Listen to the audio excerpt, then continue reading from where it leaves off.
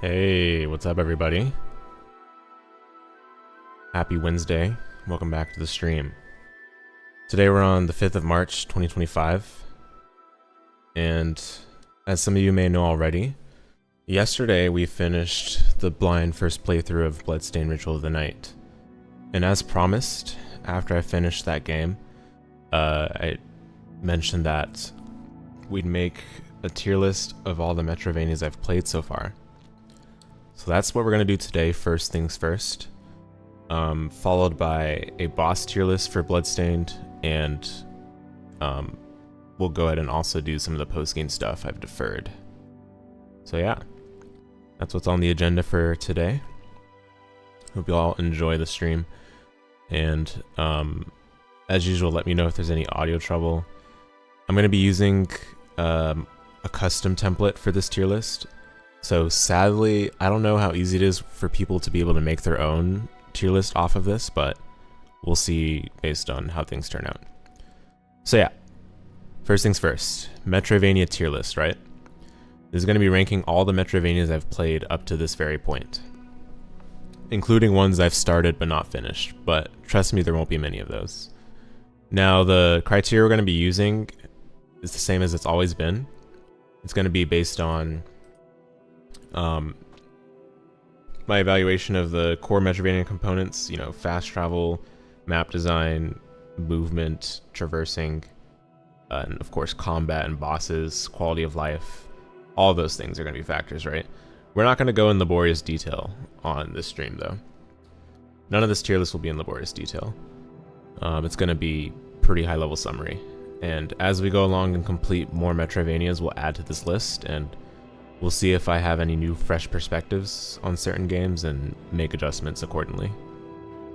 Yeah, so why not get started? We have gold standard, we have upper echelon, we have enjoyable, decent, disappointing, and haven't finished yet. I think they're all self-explanatory. I don't think there would be very many in the disappointing tier. I know many of you will probably be disappointed by that fact, but trust me, there aren't that many bad ones. I actually forgot to add a few demos I played before, but honestly, I don't think it's worth adding demos because demos are not really fair to judge a full game on. All right, let's get started. We're not going to go in order of the way things are listed here. We're going to go in the reverse order. So we're going to start with Vernal Edge. Vernal Edge is a game I played start to finish last year. This was a game I picked up because it was on sale and bundled with a game that we had in our blind race queue. So I decided to pick it up. It looked interesting. Hello, Algorithm. Oh, that's cool. Hi there, Michael. What's up? Yeah, we're ranking some Metroidvanias with the ones I've played so far. We're not going to go in super big detail because that's not the purpose of this, but I'll try to go over things from what I recall playing these. But yeah, Vernal Edge. Yeah, I saw this game. It was bundled with another game we had in our blind race queue, so I decided to pick it up. I played it. Honestly, I was liking the game for a while throughout, and then it started to feel like a chore towards the end game. One thing about this game that didn't sit well with me was the fact that the structure of the game progression is level-based in the same vein as Order of Ecclesia, but the issue is that each individual level is like its own quote-unquote Metroidvania of itself, right? And normally this can work fine. Like, I think it works okay in Order of Ecclesia. It's not the best, but it works okay in Order of Ecclesia. I think in Vernal Edge it doesn't work that well. And it's mostly because you don't have great fast travel in this game. Not just great fast travel, but you don't have great, like, there's not like great what's the word? Contiguity? Is that the word? Like, it's not well connected each individual map. And oftentimes it's hard to tell where you need to go. You kind of just need to stumble upon the next place you need to go to, which normally is okay if the game's quality of life is serviceable, but I don't think that was the case with this game. Vernal Edge was pretty rough on the edges, quality of life wise. Basically minimal level of detail at the map. The map design itself was not super well thought out. It felt like it put backtracking there just for the sake of saying it's a Metroidvania. The combat was cool to start with, but eventually it dragged on because the enemies are just sponges.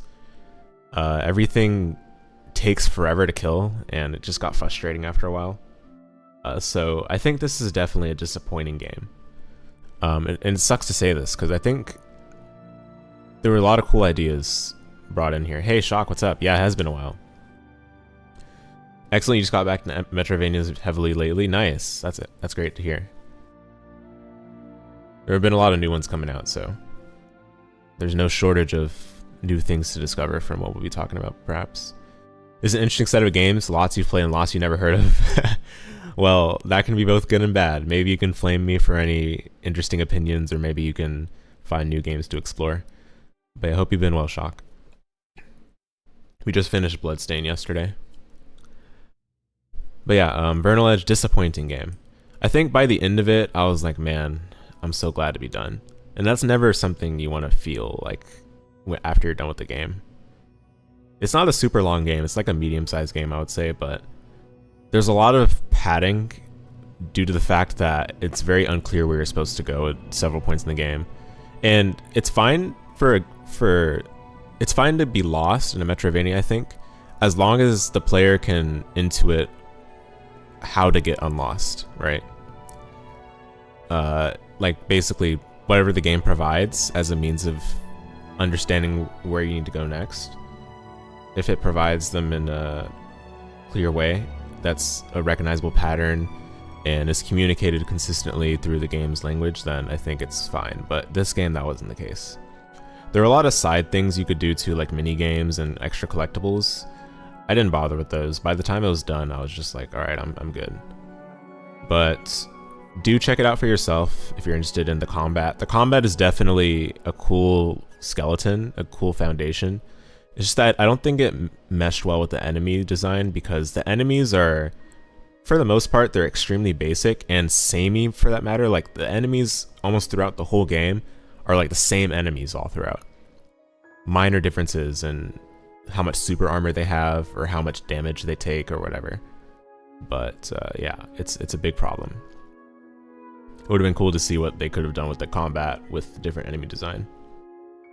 You just recently beat Blasphemous 1 and 2, starting Axiom Verge to look forward to something solid now. Nice, yeah. I haven't played any of the Blasphemous games, but I've heard things about them, let's say that. Can't say I'm a fan of the adjacent genre that Blasphemous falls under, but I understand the appeal. Can't go wrong with the Metroid games. Yeah, from what I can gather, that seems to be the case. So yeah, Vernal Edge, that's gonna go there. Disappointing. Again though, do check it out for yourself if you're curious about how the game is. It's not a game I wouldn't say steer away from. I think eventually we'll have a tier under disappointing to say like stay away from this game. I don't think Vernal Edge is that kind of game necessarily, but I wouldn't recommend it personally. Okay, next, Castlevania Symphony of the Night. Now obviously I'm biased with this one because I've played this game a ton, in the randomizer context especially, but I've played the vanilla game enough times to have a, how to say it, have a relatively nuanced perspective.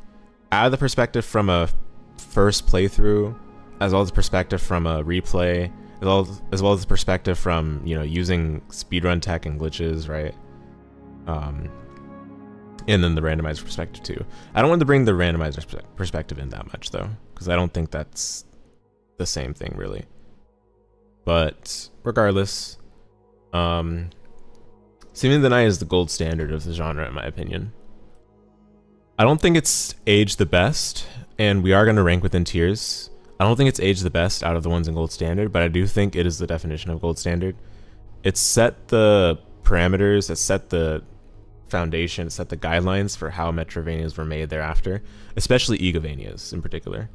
A lot of Egavanias follow along with Symphony of the Night's game design, particularly with the structure of the map, the order of progression abilities, the nature of your character getting stronger over time, the nature of farming enemies for random drops, getting specific items that you can equip, and of course the nature of having different endings and some of the endings being vastly different than others, allowing you to see a different side of the game that you might not have otherwise seen. Yeah, this is pretty much the gold standard.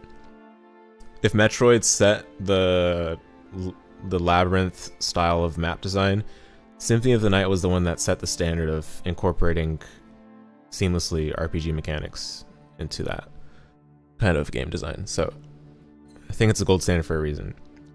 First playthrough is a bit difficult, especially in the early game, Symphony of the Night is, but a common sentiment people share with this game is the game gets too easy after like a certain period of time, which I think is agreeable. The bosses especially are not great in Symphony of the Night. I think it's the weakest point of the game. But in terms of the exploration, in terms of the movement, in terms of the number of things you can do in the game that offer like a personalized gameplay experience, I think it's aged extremely well. And considering as a game it came out in 1997, it's very impressive in its own right. But yeah, first playthrough, especially blind, is a little bit rough, especially early game. But once you get into the flow, I think it's one of the best, for sure. A lot of Metroidvania chatter I've been seeing you guys discuss. Oh dear, Hollow Knight. We're gonna talk about that game. I'm not gonna talk about it in length, but it's not gonna be positive, let's say that. You're stuck on the first mini boss for Soden. Yeah. Like yeah, Soden early game first playthrough is a bit difficult. But like as you get more comfortable, like I'd say just give it a few tries, farm some enemies if you need to get a bit higher levels or just more stats in general. The game is meant to be played by anybody, so yeah. It was revolutionary when it came out. Yeah, dude. This game it's the gold standard. It's not, I don't think it's the best Metroidvania. It's not going to be at the very top here, but it's gold standard for a reason, for sure. Okay, next is Metroid Samus Returns. So I haven't finished this game, but I've gone past the halfway point of the game. What was the last progression ability I picked up? I forgot. I've been kind of putting this on hold for a while, but it's pretty dumb of a reason why. Like, I got stuck on this one part where the enemies deal like a bunch of damage to you, and there's not a lot of save points nearby, so I just been a chicken. But in terms of what I played so far, so I played this game after playing Metroid Dread. So, and from what I understand, from what I've read, this game was like the early version of what formed Metroid Dread later on, like in terms of the controls for sure. But it's a 3DS game, so you have to keep in mind that you have these controls on a 3DS, right? And I think the controls on the 3DS are a little rough, especially with the touchscreen. Basically, in Samus Returns, oh yeah, let me quickly read this message. You're very interested to hear a negative opinion on Hollow Knight. You really struggle to think of any negative thing to say about it, besides long treks back to some bosses. Yeah, I mean, I haven't gotten very far into it, so I'm not gonna yap too much at length, but I am going to give my negative expressions of feelings from what I've played so far. I'm sure you'll understand the thought process behind what I'm saying, though. But yeah, Samus Returns, right? Yeah, jarring coming from Dread, right? Yeah, definitely. I mean, I think the game is fine. Like, especially, I think it feels more open than Dread, which I personally like. Makes it feel like more of a Metroidvania proper. But that being said, the controls are pretty rough. You have to use the touchscreen to switch your weapons between like ice missiles, regular missiles, and the wave beam and the Eon abilities. It's a little weird. I wish they incorporated the select button or using the additional buttons that the new 3DS has, but I guess you can't really do that if it's support for 3DS as well. But yeah, controls are rough. Gameplay is fine. I think the combat is not really much to talk about. I mean, it's extremely basic.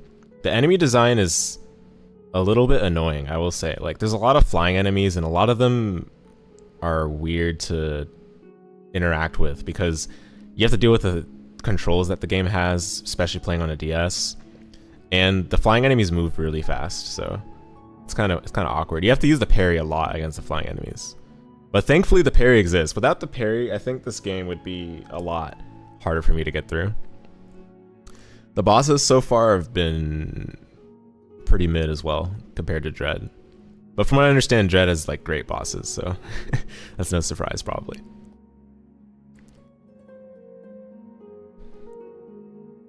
It doesn't lock you into paths as much, but all versions of Metro 2 are very linear. Yeah, I think Samus Returns felt a lot more open within each area, I should say. Like within an area, you can pretty much target any Metroid you want for the most part in any order. Felt like a lot more open. But obviously, between area to area, there's pretty much only one way to go, right? But in terms of like where you go within one area, it's like pretty open from what I played so far. Yeah. But yeah, Samus Returns, I haven't released a verdict on that one yet. Of course, I haven't finished it. But so far, if I had to like judge it based on what I played so far, which is a good amount of it, I would say decent so far. It's fine. But I'll wait till I get to the end to put out a proper verdict. Alright, Pseudo-Regalia next. This is another disappointing game as far as the Metroidvania is concerned. This game I played last year. It was the first blind playthrough I did last year. Boy oh boy was that a experience. It's a really cool 3D platformer. This is like a 3D Metroidvania, by the way, guys. It's a really cool 3D platformer. Like a lot of great movement, nice level structure for incorporating the cool movement techniques you have access to. The style of the game is really cool, given that it's like meant to be retro inspired from like N64 games. But that being said, the Metroidvania progression is pretty rough. When I played it, there was no map, and that's really bad for a game like this. Not only are you adding the third dimension, but this game in particular is super non-linear. Like as soon as you get to the second area of the game, you can pretty much go anywhere with what you've got, and it's overwhelming. Like you have to remember the places you went, you have to remember how you backtracked, you have to remember the layouts of the rooms so that you don't like run in circles and stuff. And then there's some parts of the game where it's not clear what the game expects you to be able to do to traverse it. Like whether the game expects you to be able to traverse it with what you have currently. Like basically early parts in the game, you get the first major progression ability, which is the kicks, the wall kicks. And it's pretty clear what you can do with those, right? You can do a lot with them to reach new areas. But then later on, there's a couple progression abilities that you get, and it's like a big jump in between what was expected to be before and what's expected to you after, between different parts that require that progression ability. So you're not sure if you can make it with it, right? It's like if you have like a jump, like how do I describe it? It's like, let's say you had like a, I don't know, like you had a, it's kind of hard to show this right now. If I had MS Paint maybe, but let's say you had like a staircase of platforms, and one of the platforms is like 1 higher, and another platform is like 4 higher than where you are, right? And you're expected to be able to hit both with what you currently have. Basically, the difference between like both of those heights is so massive that you're not sure if you're expected to be able to make it, even if you can barely make it, right? And there's also points early on in the game where if you were to go for that platform that's like 4 blocks high, it would be considered a sequence break, and then you'd have to like think back to what you should have been able to do or what you were expected to be able to do, so that you go back on track with what the game expects you to do from then on. And then the last part that made me like exceptionally frustrated with this game was this is like minor spoilers, so sorry if any of you are gonna play it, but there's a part where you have to go through an area blind, like it's really dark, and you have to go through the area, and once you get through that area, the progression ability you get allows you to get through that area without the darkness. It's so unbelievably dumb. It's like, and then after you get that progression ability to get back through the darkness, there's only one other part you need that progression ability for, and that's it. And even in speedruns, the speedruns don't even get that progression ability. Like it's just so bad. And there's a couple other progression abilities that are not great. Like they're not useful, or they seem like a little shoehorned, basically. Like there's just like a lot of disparity with some of the progression abilities. Like some of them are like insanely useful that it feels like you don't need much more. Like you can do so much with it that it's like a little overwhelming. And then some of them it feels like, okay, this like unlocked one door to one path that I can finally take, and that's it.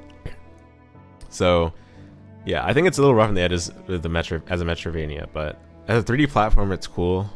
I think a lot of people on Steam would disagree with me, and they can disagree. I mean, I don't think this is a good Metroidvania, but I think it's fine as a 3D platformer.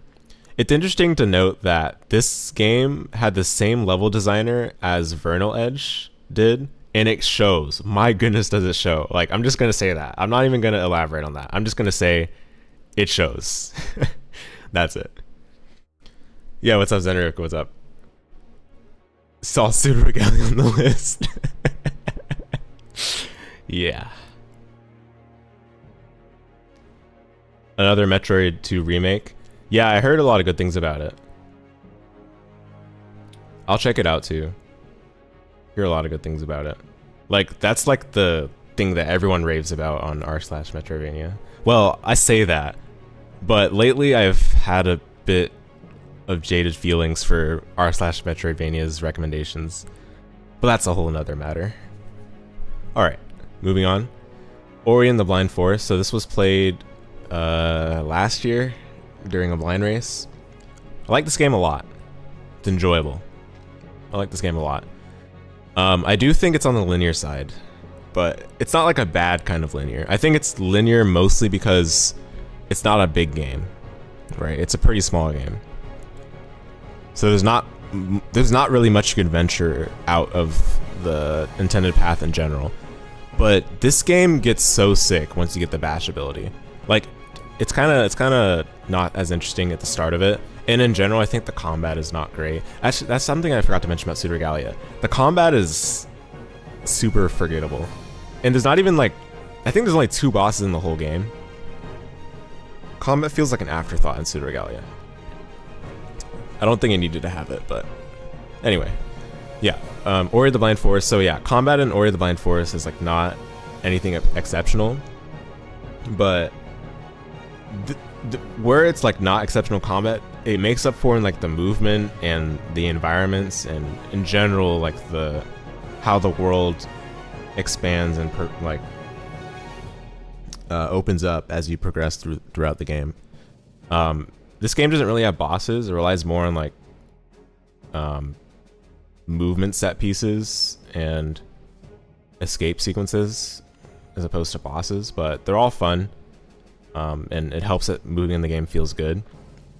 Personally, when I played it during the blind race, I had a lot of issues with frame rate, so I couldn't get the full enjoyable experience. I probably would put it in upper echelon if I did get that enjoyable experience, but unfortunately, that slightly ruined my enjoyment of the game. Like, maybe I'll have to replay it and see if I enjoy it better on like a higher frame rate or whatever. But yeah, this game is good. This game is good. If any of you haven't played it, I think it's definitely worth playing. The bash is like basically taken straight out of Order of Ecclesia's Magnus ability, and it's incorporated well. Ori is one you need to try sometime. You played Ori and Will of the Wisps a while back and you loved it. Bash is such an awesome ability. Yeah, it's great. Like that makes the game. It literally makes the game. Like, just amazing platforming for that reason. It's definitely more platforming focused than combat focused, but another thing too, like the hot saves you can do in this game, it's a nice idea. Makes it so that you can kind of set up your exploring path however you'd like. Yeah. There's a couple of outdated quality of life features in this game, but I mean, let's be honest, that applies for a lot of the other Metroidvanias we're going to rank in high regard, so we'll evaluate it within its context, I guess, but otherwise, great game. Okay, next is Order of Ecclesia. Speaking of which, so yeah, Order of Ecclesia. I'd say this is a hard one to rank. This game is very unusual, even within the Castlevania series. Basically, it's a Metroidvania, yeah, but the first like 2/3 of the game are played in a relatively linear level-based structure, where you basically like each individual level is like a mini Metroidvania, and after you beat that level, then you unlock like the next area level, and you go to that one, and you collect progression abilities in sequence in this way, and you can always go back to any area you've previously cleared or previously been to, as long as you have the fast travel there or you have been there once. But yeah, once you get to the second part of the game, which, minor spoiler, you need to meet certain conditions to get there. But basically, once you get to the second part of the game, that's where it becomes like a proper, you know, Metroidvania, Castlevania game that we're used to seeing from other Metroidvania, Castlevania games. I think this one is enjoyable. I think for a time I did think it was upper echelon, but I'm gonna be honest, like, playing some more Metroidvania since then, I think this game is enjoyable. The first time I played it was part of the first blind race we've ever done on this channel. That was back in 2023, the end of 2023. Yeah, what a game. I mean, I think the bosses are a little bit all over the place. Like, a lot of bosses are great, and then this game simultaneously has some of the most abhorrent bosses you could ever think of in like a platformer. Like auto scroller, waste your time, crab boss. Like, this game was what, like, among our crew, like that blind races stuff on this channel, this like formed in our heads the conception of the crab boss trope of bosses in the games we played, because that crab boss in this game is just uniquely bad boss design, in my opinion. Like, it's one of those bosses where no matter how good you get at it, you still have to just wait. It's just bad. And there's auto-scrolling sections of it too. Like, it's not a fun boss to fight. Especially not your first time figuring it out. And then there's the other boss, the horse boss, Elagor. Elagor is not good. But the highs of this game's bosses are cool. I think what's that guy's name? The shadow boss. I forgot his name, but the shadow boss is great. The death in this game is great too.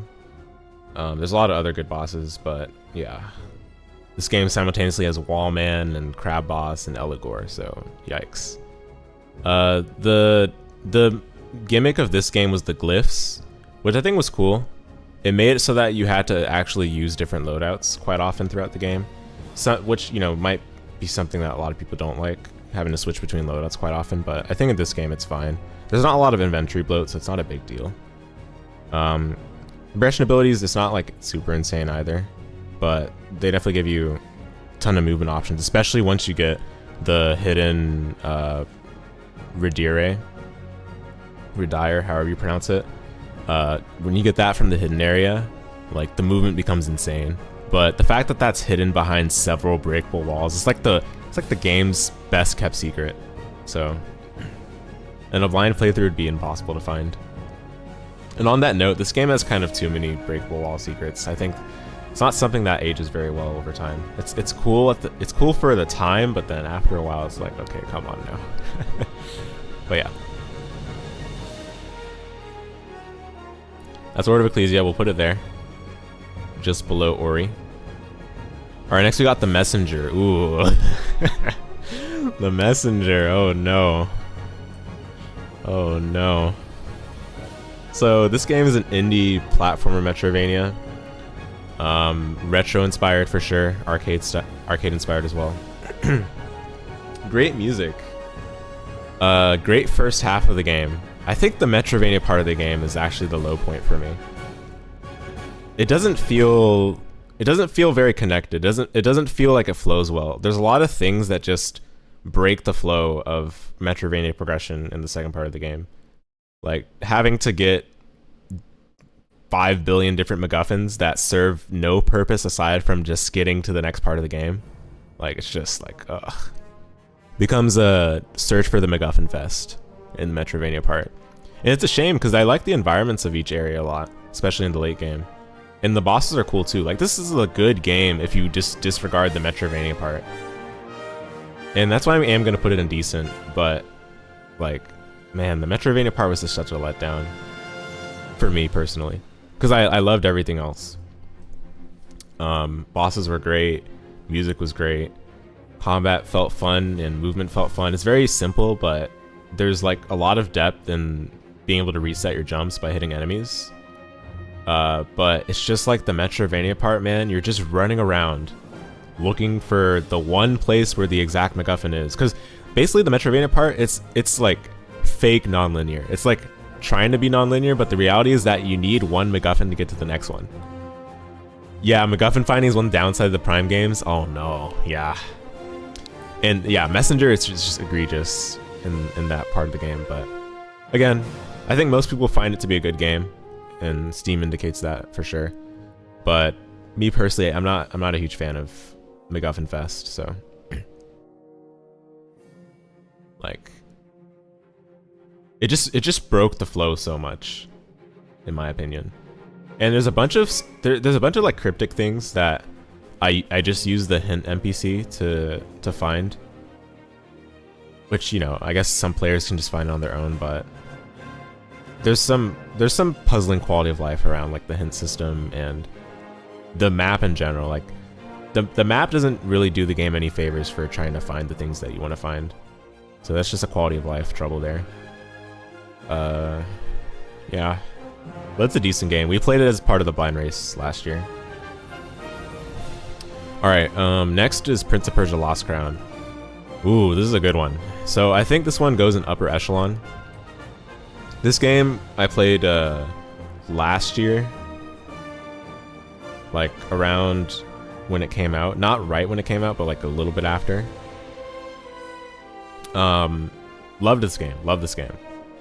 This game, I think a lot of things I liked about it weren't necessarily part of like the Metroidvania components of the game, but basically the main reason why I ended up liking the game as a Metroidvania, like at the end of the day regardless, was because the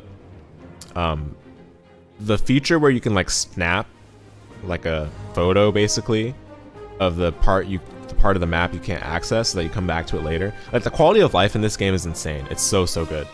So good. It makes it so easy to actually like play the game as a Metroidvania and go back to stuff that you're interested in going back to later once you get a new progression ability.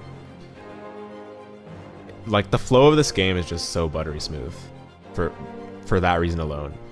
I will say that the fast travel was not that good when I played the game, but thankfully in an update released after I finished playing the game, and this was literally one of the things I said in my verbal review, they added the ability to fast travel between save points as a purchasable upgrade. So that makes the fast travel of the game way better than it was when I played it. That was the one complaint I had for the game. But even beyond that, like everything else is great. The combat is amazing. The boss fights are super fun. The movement is great. Like it's one of the best feeling games to move in because you have so much control of your character. You can cancel between a lot of things. If you see speedruns of this game, they're just madness. They're just insane. The progression abilities are super creative and well thought out. The puzzle platforming sections, the parkour, especially the area that's like the library, there's a lot of cool puzzles in that area, and navigating the area is a lot of fun. The enemy design, I think, is hit or miss. Most of the enemies are great. The enemies that are in the sewer area I did not like that much at all, but I think that's just because I don't like poison enemies or enemies that, you know, punish you for taking one singular hit from them. But yeah, for the most part, enemy design was great. Bosses, I already said, were great too. Maybe one part I can knock this game down for is the story. The story is like fine.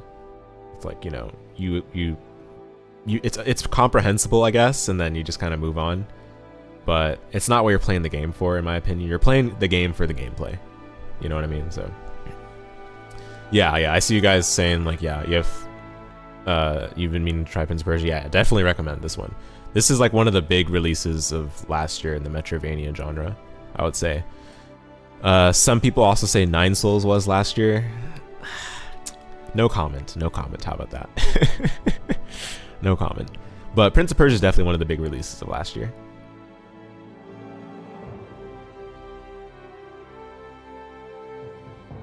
Yeah, highly recommend this one. Like, I know it says Ubisoft, but trust me, this is like an actually good game. Okay. And I played it on the second highest difficulty, but honestly, you can play on any difficulty and it's chill. It's not that bad. Alright, next is Hollow Knight. Oh dear. Can we skip this one? No, I'm kidding, I'm kidding. So, Hollow Knight, I've played 4 hours of this game, okay? So it's have not finished here. But my 4 hours of this game, I was not very impressed with. And there's a reason why I've only played 4 hours so far. So what I like about this game so far, the game looks pretty. I like the aesthetic. It's very dark and gloomy, but not in a draining way. Not in a way that makes you super unsettled, but just more so in a mysterious way. The combat is a little bit basic, I guess. I don't know. But it's clearly not a focus so far, and it's not something I would really complain about yet, because the boss fights have been pretty solid from what I've played. They've been fun. But I think it's carried by like the platforming and the exploration.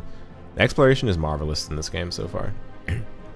The areas just expand and open up like you're playing like one of the OGs of the Metroidvania genre, like, you know, the Castlevania Symphony of the Night, or the games from the Metroidvania games from that time period, you know.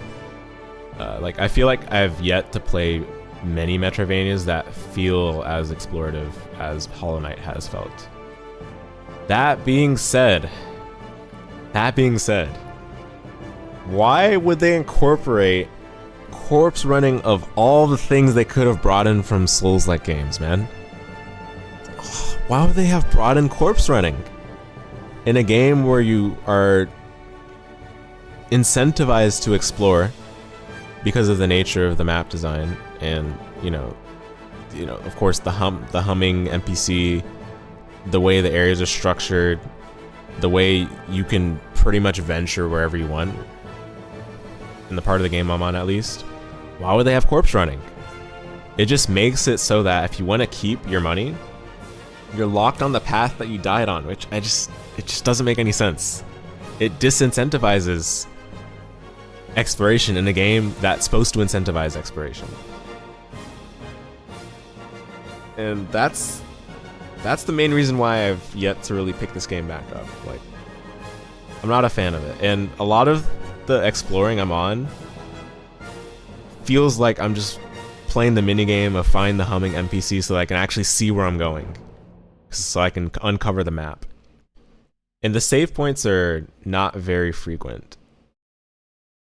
To me, it feels like they put save points to keep you on edge, but didn't put them in a way that thoughtfully allows for you to like plan out your route, or like, you know, like there are some games you can play where like you can feel like a save point coming because it's been like that amount of time, right? But Hollow Knight, it just feels kind of arbitrary.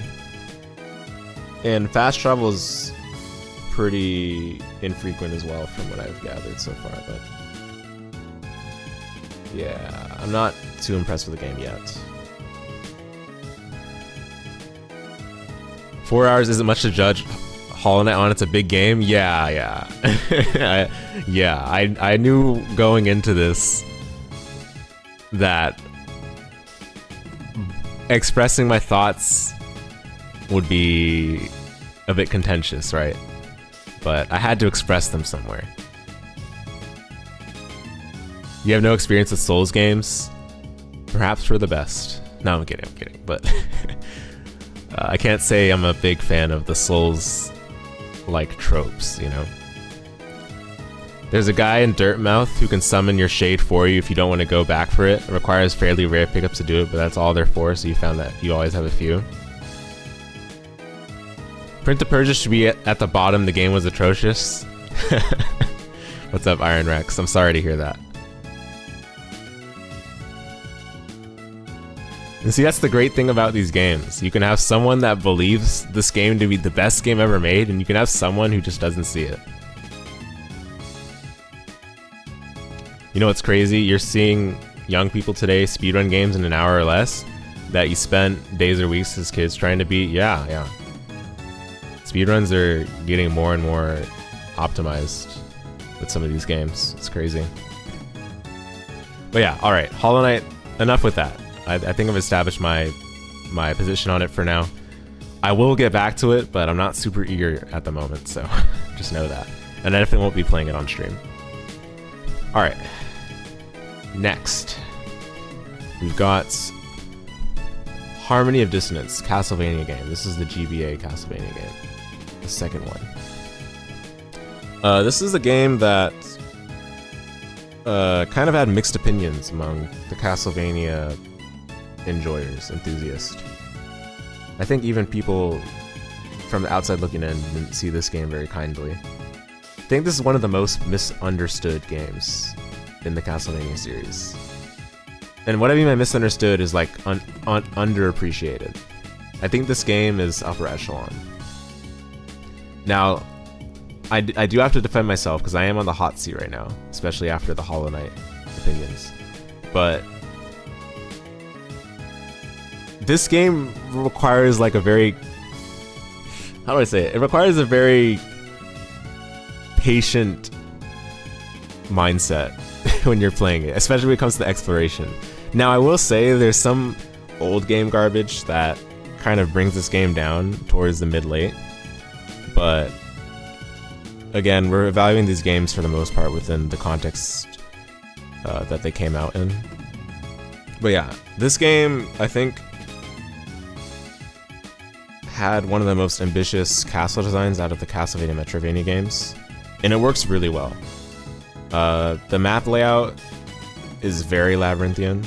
Like you feel like you're in a maze, or you feel like you're really exploring, right? But thankfully, the game also has great movement. So otherwise, it would be intolerable, right? I don't think anyone would put up with the map design of this game if the movement were poor. The movement's really good. And not to mention the movement being good. The fast travel is fine, but the issue is that the fast travel you get in late game is definitely what you feel like should have been given in the early game. That's how I felt after finishing it for the first time, personally at least. But yeah, movement is really good, and I do like the combat of this game. I know a lot of people think that the whip combat doesn't belong in Castlevania anymore, Metroidvania Castlevania games. I think in this game it works perfectly fine, because you can move with pretty high agility, and you have the spells and sub-weapons available, which I think was pretty clever to have in this game, because it expands upon, you know, the basic functionality of the whip, while still having depth that's like feels within reach for a first-time player. It's not completely out there like, you know, Symphony of the Night with spell inputs, or I don't know, Aria of Sorrow with the numerous souls that are in the game, right? Like, at least in Harmony of Dissonance, it feels like the first-time player can actually just mess around with whatever sub-weapons or spells they get to see what is produced. Now, issues with the game, and I do hear you guys on this one if you say it, the bosses are, for the most part, pretty bad. I feel like the two good bosses in this game, maybe just one good boss, to be honest. But yeah, like Maxim is a good boss. Like, I don't know. I mean, yeah, I'm having a hard time naming any other good boss, to be honest. Yeah. Like for what it's worth, though, if this game had intricate bosses, this would be a nightmare to play on the GBA with the whip, and you know, given that the controls are the way they are. I think if the bosses had been any other way, it might have been too hard of a game. The bosses are just right for this kind of game, to be honest. But even then, I don't think they're great. Because basically, by the time you get to endgame, the only quote-unquote difficulty of the bosses is how much damage they do per hit, which is not super interesting. Especially the final boss, it's kind of lame. But overall, map design, exploration, movement, which are kind of important in a Metroidvania, I think are great in this one. And I should mention the music. The music in Harmony and Dissonance, another misunderstood component. This is one of my favorite Castlevania OSTs, the Harmony and Dissonance OST. It's great. The compositions are amazing. It might not sound great on the ears in the GBA sound, but trust me, the compositions are genius. They're genius. So, for context on the 4 hours comment, it took you 30 hours just to get the fastest ending. You're 75 hours in now. Yeah, I hear it does take quite a while to finish it, so don't worry, I totally get it. It's been at least 15 years since you played the GBA Castlevania games. We remember them all being great. Yeah, they're awesome. But yeah, playing them on the original Game Boy Advance SP, very difficult for sure. I personally played Harmony and Dissonance in my first playthrough on the NDS Fat, and it was still a little bit rough on the hands. But yeah, okay. There we go for that game. Next we got Metroid Fusion. This was the first Metroid game I played. Yeah, this was a pretty good impression of the Metroid series, I would say. Very, very short game, but I didn't think it was a bad thing that it was short. I think it expressed all that it needed to efficiently. Like, it was efficient game time spent. This game, I think, gave me a great first impression of the Metroid side of the Metroidvania genre. I'll place it in upper echelon. Yeah, I think I'll place it in upper echelon. I don't think the bosses were anything too memorable, but pretty much everything else about the game was great. The progression abilities were amazing. I really liked that the progression abilities that you thought were just keys were actually things that were expanding upon your combat capabilities, which I think is a consistent Metroidism from what I've noticed, especially after playing Dread. That the keys are not just keys. You are getting more powerful in your combat capabilities over time, which feels proper for a Metroidvania, I'd say. Without outright incorporating RPG mechanics, I think it's a clever way to integrate progression.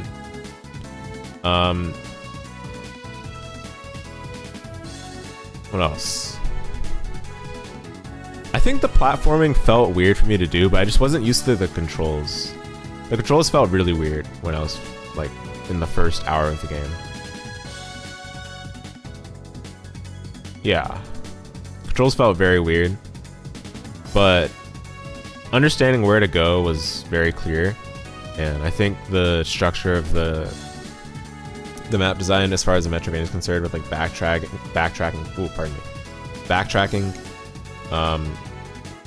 just general traversal, felt smooth. There wasn't breakage. There wasn't like things that stopped the flow of, you know, getting through the game.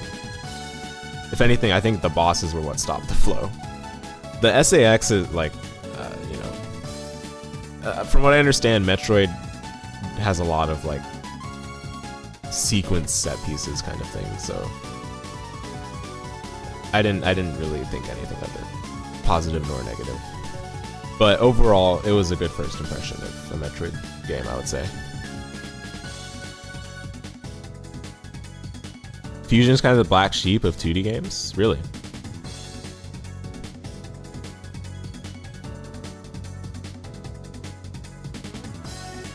I gotta get to Super Metroid soon, which I will do. That will come. That will happen. I might reevaluate Metroid Fusion after that, so we'll see.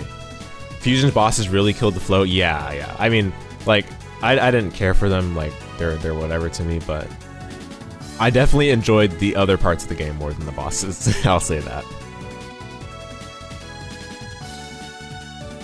From your experience, when you start with a great game, anything of its time is hard to beat in the future. You thought those two games were a great return to form.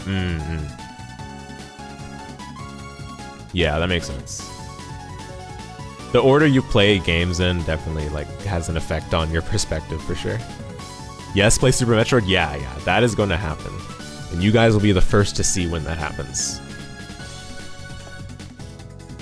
All right, so yeah, Metro Fusion goes there.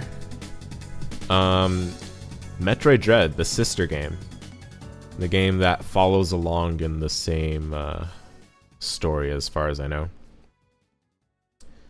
Builds upon the story, let's put it that way. Loved this game. Loved this game. I think it goes here. I don't think it's gold standard yet, but I might move it up to gold standard later on. But this game was like life-changing when I played it. Like, there are a few games where I'm like, yeah, I mean, when I say it like that, it sounds like it should go in gold standard. I mean, I think it really is gold standard, but I just need a few more Metroidvanias to play before I move it up there. But yeah, Dread was a great time. That was one of the most enjoyable games I recently played. For those of you that don't know, I played this game this year. That was one of the first blind playthroughs I did this year. A couple years late, I feel bad about it because I'm like, man, I really missed out on one of the treasures of the genre.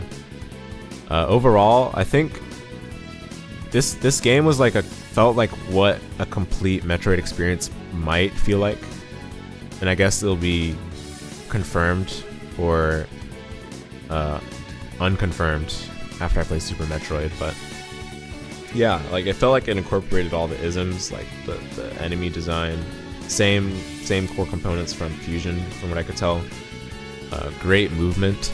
The controls were a bit of a learning curve at first. It took me a while to get used to them, but after a while it felt like they were just right. It felt like what they needed to be. The enemies, you know, you could say they're basic, but I think they didn't... The enemies... How to say it? The enemies served their purpose well because they didn't ruin... They didn't try to like take too much attention. I think that's the best way to put it. Like, you know, if you're like, you know, like you're sitting in a classroom and there's like the one person that's trying to draw attention to themselves, right? Like the enemies in Metroid Dread weren't like that. Like I think they're the right level of they were the right fit for this kind of game. Struggling to find the words to put it, but yeah. Bosses were amazing. Bosses in Metroid Dread, like, major glow up from Fusion, to be honest. Like, if anything, I'm kind of afraid that Metroid Dread is setting, like, the standard of what bosses in a Metroid game are like in my head, because playing Samus Returns is, like, such a drastic difference in the bosses. Like, my goodness. Like, I'm super engaged in the Metroid Dread boss fights, and Samus Returns is, like, like, you know, I'm fighting an Isaac boss kind of thing, you know? And in Samus Returns, you kind of fight the same boss over and over, to be honest. Whereas Metroid Dread, it feels like every boss is, like, made to have a lasting impact on you, and you're, like, smiling for, like, 3 hours after you fight the boss, basically. That kind of thing. It's pure euphoria. But yeah, bosses and enemies and combat aside, movement felt great, as I said, but platforming especially felt good. And I think the way the enemies were incorporated with like the platforming side of things, I could see why people wouldn't like it.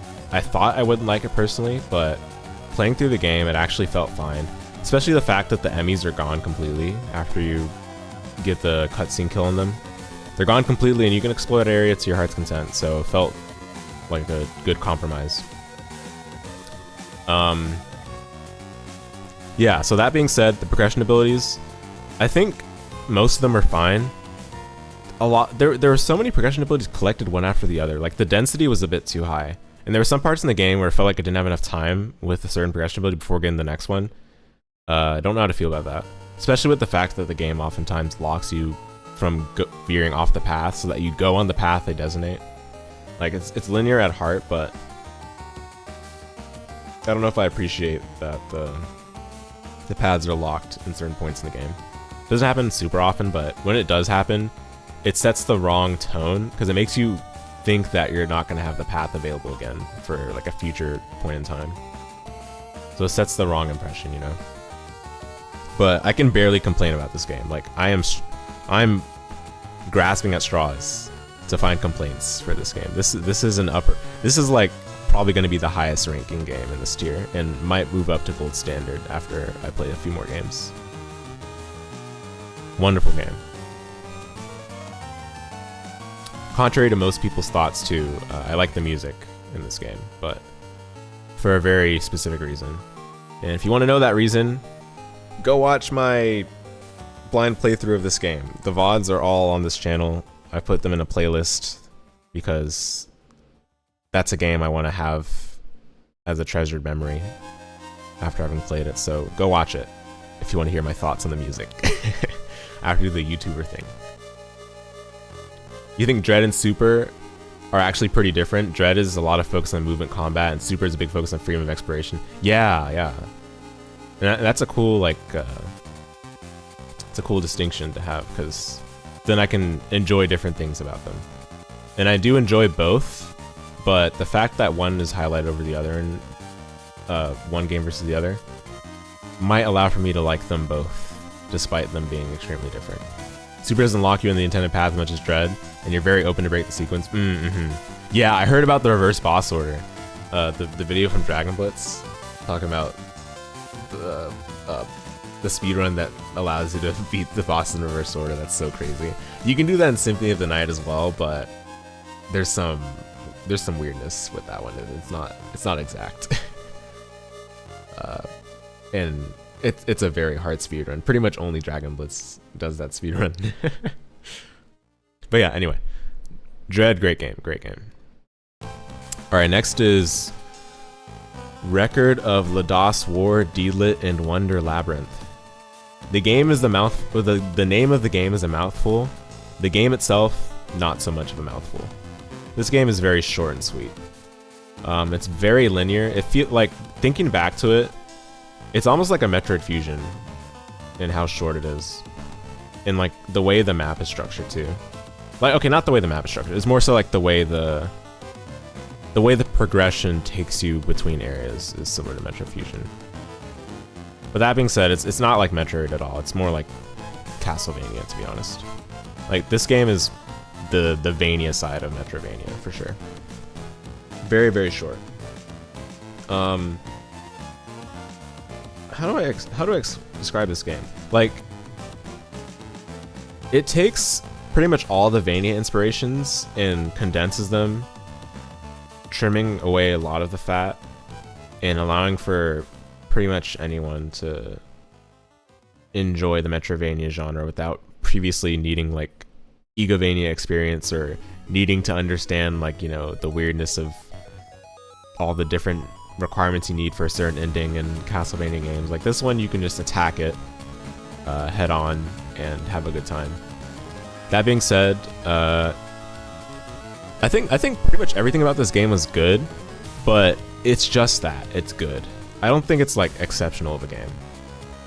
Yeah, it is a mouthful indeed. Yeah, I don't think this game is exceptional. I think it's just everything is good and that's it. Like, I would put it in enjoyable. Probably above Ecclesia though. No, okay, not above Ecclesia. That's a little much. But yeah, like everything else in this game is good. I think after a while you kind of understand what the game is about. Like you know when you're listening to someone in a conversation and you're like, get to the point, right? And they get to the point and you're like, oh, okay, I get it. Like, this game gets to the point like pretty quickly, and then the rest of it is like a formality. And you're like, okay, I got it. Like, it's a fun game, but it's not doing anything like particularly revolutionary. If anything, it's just fun. It's just a fun game to play. And I do recommend it, but it's not like a dramatic or life-changing Metroidvania necessarily. Yeah. But it's very short, so if you don't have a lot of time, this is the game for you. Some people have torn it down recently. Oh, Castlevania 2 is your favorite Castlevania? There you met that guy. Uh-oh. I haven't played that game, but I've heard certain things about it. I've heard certain things about it for sure. I've heard that it is like technically a bit non-linear, but yeah. Some people have torn it down recently, but you would recommend Demon's Crest on SNES if I've never played it. It's your favorite SNES game aside from Super Metroid. I'll check it out then. I'll check that one out.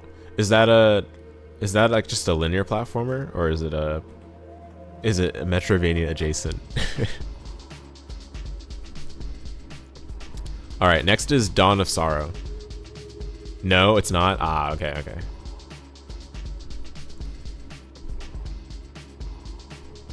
Oh, it's a Metroidvania. Okay, understood. Wow, a Metroidvania from that time period, huh? A Metroidvania that's not Metroid or Castlevania?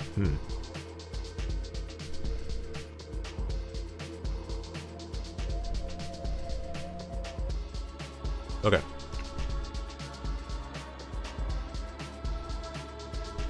Dawn of Sorrow,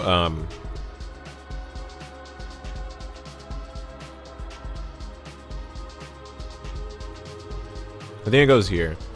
So Dawn of Sorrow is like a more polished Aria of Sorrow. That's how I personally felt about it after finishing. But I think Aria of Sorrow is just better, to be honest. Better overall. Like, when I say polished, I mean like in terms of being more modernized. Like the features are more balanced. The game has more mature communication of what it's about. Like, you know, things that you'd expect from like playing a modern game versus like a game from like the 90s or 2000s. That's how I feel like Dawn versus Aria feels. Dawn is a good Metroidvania. It's a good Metroidvania Castlevania game.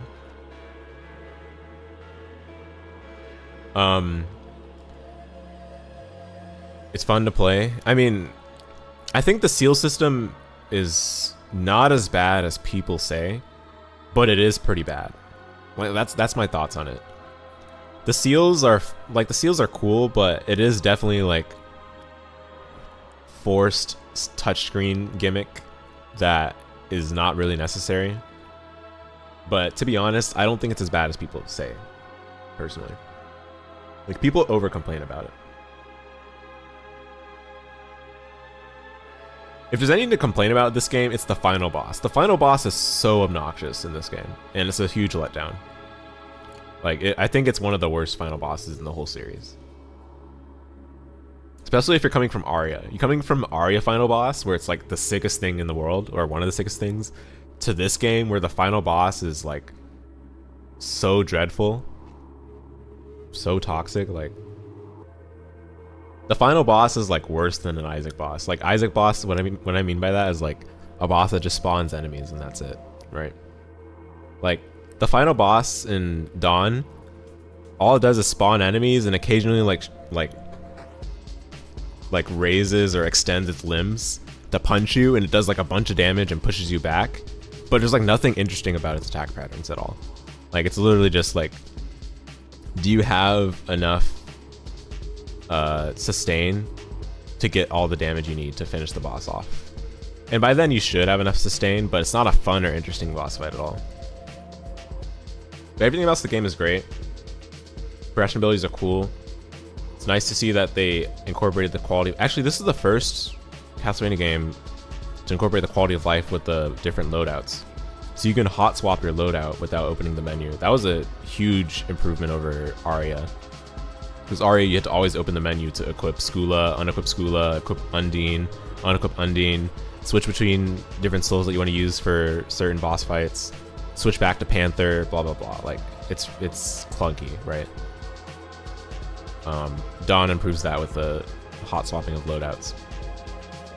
Combat's great. Most of the bosses are fine. I think the areas are they're not like the best Castlevania areas, to be honest. I mean, most of them are good, but I don't know. I mean, this is a good Castlevania game, but, and you can see I'm putting it above Hardened Distance despite not saying a ton of great things about it. But basically, like, Aria is already a good game, and Dawn built on Aria, so like it's already going to be that good, right? but I don't think it's like I don't think it's like all that necessarily. It was fun though. I liked it a lot. All right. See what you liked most about Blasphemous? The first couple of bosses were easy, but their attack patterns got progressively hard as the game went on, at least in the first one. Yeah, I like it when the game gets harder as you get better. You can play as Yoko and Dawn of Sorrows. The Dawn of Sorrows is greater than Aria of Sorrow for that alone. Okay, true. Honestly, the New Game Plus from Dawn is pretty good. Like, surprisingly good. But nah, I don't think we're gonna rank it that much higher. Yeah, bro, no way. I'm not gonna rank it higher just for that. Okay. Circle. Oh dear. Circle's decent, but I'm gonna be honest, I didn't beat this game legit. I used the DSS glitch, but to be fair, the DSS glitch is how the game should have been to begin with anyway. So in my defense, like, I am not dealing with the random card drops to to progress through the game, dude. I'm sorry. This game is a little rough compared to the other GBA Castlevanias. Like, it's a little jank in the controls. It's very slow and akin to like the old Castlevania games, but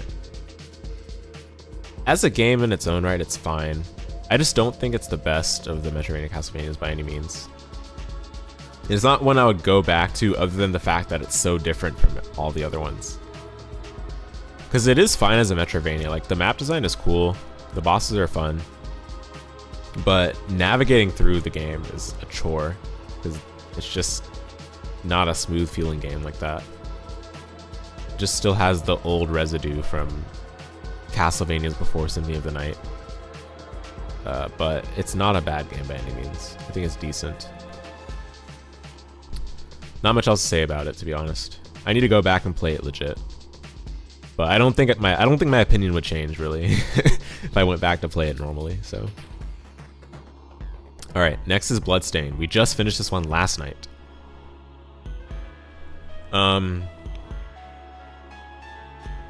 Wow. So, okay, honestly, if you want to hear my thoughts on this game, just watch the VOD from last night. It's kind of hard to give all my thoughts again right now, but basically, this game incorporates all of the good polish and learnings that Igarashi took from his previous work on Castlevania Metroidvania games and put it into like a modern Metroidvania, right? But there were a lot of missed opportunities in furthering that polish and making it a fully formed modern game that it could have been, especially with its $5.5 million Kickstarter budget. I get they had a lot of limitations and challenges working with an indie team that wasn't necessarily experienced with this kind of thing. And, you know, obviously he doesn't have the, you know, the infinite Konami money this time to make extraordinary music or wonderful visuals or anything like that. But with what he had to work with, this game came out really well. It's fun to play. It has everything that makes a Castlevania game fun, and let alone a Metroidvania game fun. And honestly, this game has some of the best bosses out of any game I've played from Koji Igarashi. And that's saying something, because to be honest, like, bosses in Castlevania games are like all over the place. They range from really good to like really bad sometimes. And the boss in this game were solid, like a solid consistent good. Like, not just good, but like a solid consistent good. Like, I could think of outlier bosses that were not fun, but those were very far and few between. Yeah, I mean, this game is just a good Castlevania game, pretty much. I would put it in upper echelon. Feels kind of weird to do this, but I do think it's good. I think it would go above. I think it would go above those two. Not above Dawn, but I think it would go above the other two. Some things I think could have been improved on. Some absolutely baffling progression decisions towards late game. I'm not even gonna get back into it because just thinking about them disgusts me, but please do watch the verbal review from last night's VOD if you're interested in that. I think another thing too is the map itself could have used a few more indicators for like NPCs, for distinguishing areas from each other using like the red rooms as a divider. It could have perhaps given more information in the menus. I know the menus already give a ton of information, but honestly they need more information. I'm not even joking. Like, as an example, the ability to like craft certain things is nice, but you're not able to see the crafting paths in the menu. You have to go to the NPC to see it. I'm not sure if that's something the game could have benefited from having, but honestly, the crafting system in general, I think, is a little bloated. I don't know if it was fully necessary, especially with the food.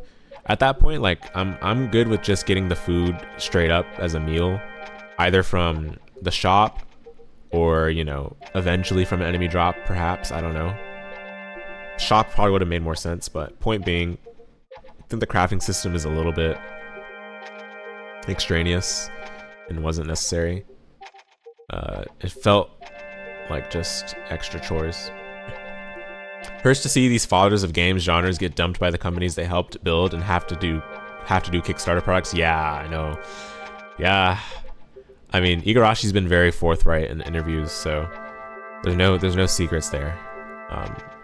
Hopefully, you know, he's given an opportunity to try to right the wrongs that Bloodstained made. Because I do think he was more than capable of doing that, but there were just definitely some limitations with what he had to work with. But there are certain things that were also just kind of baffling and just didn't need to be the way they were. Like, I'm not even gonna get into it. Like, you guys either already know or you're gonna check out the VOD, right? So, yeah. But the swim locked behind the random enemy drop is just, come on now, dude. We're not in 2003 anymore, okay? We're in 2019. Enough with that now. Okay. We got two more. And oh boy, are these two more good. Alright, next we've got Castlevania Aria of Sorrow. This is the gold standard. The gold standard. The gold standard. Better than Symphony of the Night, yes. The gold standard of Metroidvanias for me. This game is like the other life-changing game. Like if I had to pick the Metroid life-changing game, it would be like Metroid Dread, right? But I haven't gone through that many Metroid games, so, you know, whatever. Aria of Sorrow was like the game that helped me understand what a game should play like. Not just a Metroidvania, but a game. Like, a game should just be fun and, you know, feel like you can do whatever you want. And it's such an easy game to just get engrossed in. And it's not a long game at all, so even if you finish it quickly, you're still gonna have a good time with what you've played. It's not something that you're gonna loathe going back to because, you know, you got stuck on one part or whatever. I think the fact that it's a GBA game certainly helped with that because it allowed for the expressions in the game to be condensed and focused. The soul system is such a clever thing to integrate. It incentivizes farming enemies, but it also improves your combat capabilities naturally. And it's something that's well integrated with progression as well. Because they use the same system, the progression abilities and the enemy drop souls. Combat is great. People would think it's simple, but this is the most depth, like this is like the most in-depth combat you can make with what they had to work with in a game like this. The map design is fantastic. It's like how Symphony of the Night was in its map design, but, you know, condensed, removing all of the fat and ensuring that all the good parts are left in. Between going back to the shop the first time after you visit the study, between the fact that the arena is like its own area in the map that feels threatening, but you have a means of going back there whenever you want with the fast travel there. Underground reservoir feeling like a maze, and just in general being uncomfortable, but a good kind of uncomfortable. my favorite area, Floating Gardens, being very weird to first reach when you get there, but then once you understand how it works, it's like, wow, I can actually use this as an intermediary to get between places I want to go. Clock Tower is Clock Tower as Clock Tower always is in Castlevanias. The bosses in this game are good, but they're not like, they're good in terms of like taking into account that it's a GBA game with, you know, the kind of combat this game has. They did a great job with what they had to work with for the bosses. And Julius is one of the sickest boss fights, along with Chaos in any Castlevania game. Julius and Chaos are amazing. Balor is fun too, but I think the first time you fight Balor is a little bit, it's a little bit rough. But after that, he's pretty fun too. This game also has a great death fight. But yeah, no, I mean, Aria Sorrow, hands down, the best Metroidvania I've played. Easily. And to this day, I speedrun it. I mean, I haven't been actively grinding because I've been on hold for that for the past months. But I do plan on getting back to any % no 0 HP in the near future. Once I tackle these games I have in my backlog, and once I have a submission ready for SGDQ for Afterimage, then I'll get back to Aria. But speedrunning is a bunch of fun too. Okay, yeah, so that's Aria. Not much else to say. I mean, I will say the music. I think the music's good, but I think it's overrated. I don't think it's that good. Like, it's a good Castlevania soundtrack, but I don't think it's like the best GBA soundtrack like people say. Now you gotta go back and replay Aria. Dude, please do. Please do. Exploring the souls, figuring out what each of them can do, and leveraging some of the what's it called? Leveraging some of the techniques you can use with like the movement and the different weapons. It's a lot of fun. Like, I think if you look at it from the perspective of, how to say it, like, it's a word efficient Metroidvania. Like, you know, you have like a word limit for some essay prompts. This is like the most optimal word efficient Metroidvania you can make, I think. Like, if you wanted to make a game that had the shortest amount of playtime but had all the fun parts about a Metroidvania in one game, then I think this would be it. And that's high regard. That's high regard. Would you recommend you keep playing Soden or try Aria as a first-time CV player? I think you have a better time with Aria, to be honest. Aria's how to say it? Like, Soden's an easier game overall, but I think Aria is an easier game to enjoy on your first playthrough. Like, Aria has like a bigger pool for like your first playthrough, but then Soden has like the bigger pool for replaying, if that makes sense. But I also think Soden's hard to play, like, I don't know, like Soden's weird as your first ever Metroidvania for sure. Aria not so much, but Aria also, I think Soden has much more to offer if you're trying to replay the game over and over. But that's because Soden's like just has more in it, right? Aria's not as dense in what it has, but yeah, that's my thoughts on that. You'll give it a shot. You don't mind a challenge, but you're definitely finding it tough to get through early game in Soden, for sure. Yeah, I mean, yeah, Aria is very reasonable in the difficulty scaling. Like, it's very smooth throughout. It's not, there's no spikes. There's a spike towards endgame, but I mean, by then you're comfortable enough to be able to deal with it fine. If anything, the spikes are traversing. Like, some of the area, oh, excuse me, sorry. Some of the areas are kind of weird to traverse. Reservoir for sure is weird, but I wouldn't say hard. I would just say weird. You think the RPG mechanics are part of the issue? You're struggling to find motivation to play it? Ah, yeah, that's fair. It's definitely shoved more in your face in Soden than it is in Aria. Aria, the main thing you want to know is that you get the souls of enemies when you kill them, but it's like a low % chance to drop, right? So it's like the incentive to kill enemies over and over, to farm them. But I think it works better for Arya than the weapon drops do in Soten. Yeah. Coming from the Metro side of things, right? Okay, yeah, that makes sense. That makes sense. They are two different games. They're two different game series for sure, but they overlap in like the, you know, the non-linear exploration, ability gated progression kind of thing, you know. All right, we got one more. I gotta save the best for last. Nah, this is not the best, but this is pretty close, I would say. It's Afterimage. So before I talk about this game, I just should just precursor this. This is obviously gonna have a lot of bias. Like, I feel like anytime you hear the perspective of the game from the person that speedruns the game, it's always gonna be biased. Like, if someone that speedruns the game says the game is bad, then that's how you know you should probably stay away from it, right? But if you hear that the speedrunner says it's good, then you're like, oh, okay, yeah, fine, sure, I hear you. And then you kind of roll your eyes, right? Because, like, of course they're gonna say it's good. But nah, I mean, I'm not kidding when I say this game is upper echelon. I think it's actually gold standard for that matter. But it's not gonna go above the other two that I put in gold standard.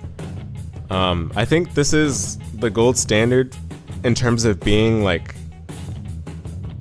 how to say it, like, it's a refocus to like what made the genre great, which is just the exploration, you know, like just having an extremely open map where you feel like every turn you make or every platform you jump up, you know, is where the possibilities are expanded exponentially. Not literally exponentially, but, you know, figuratively, right?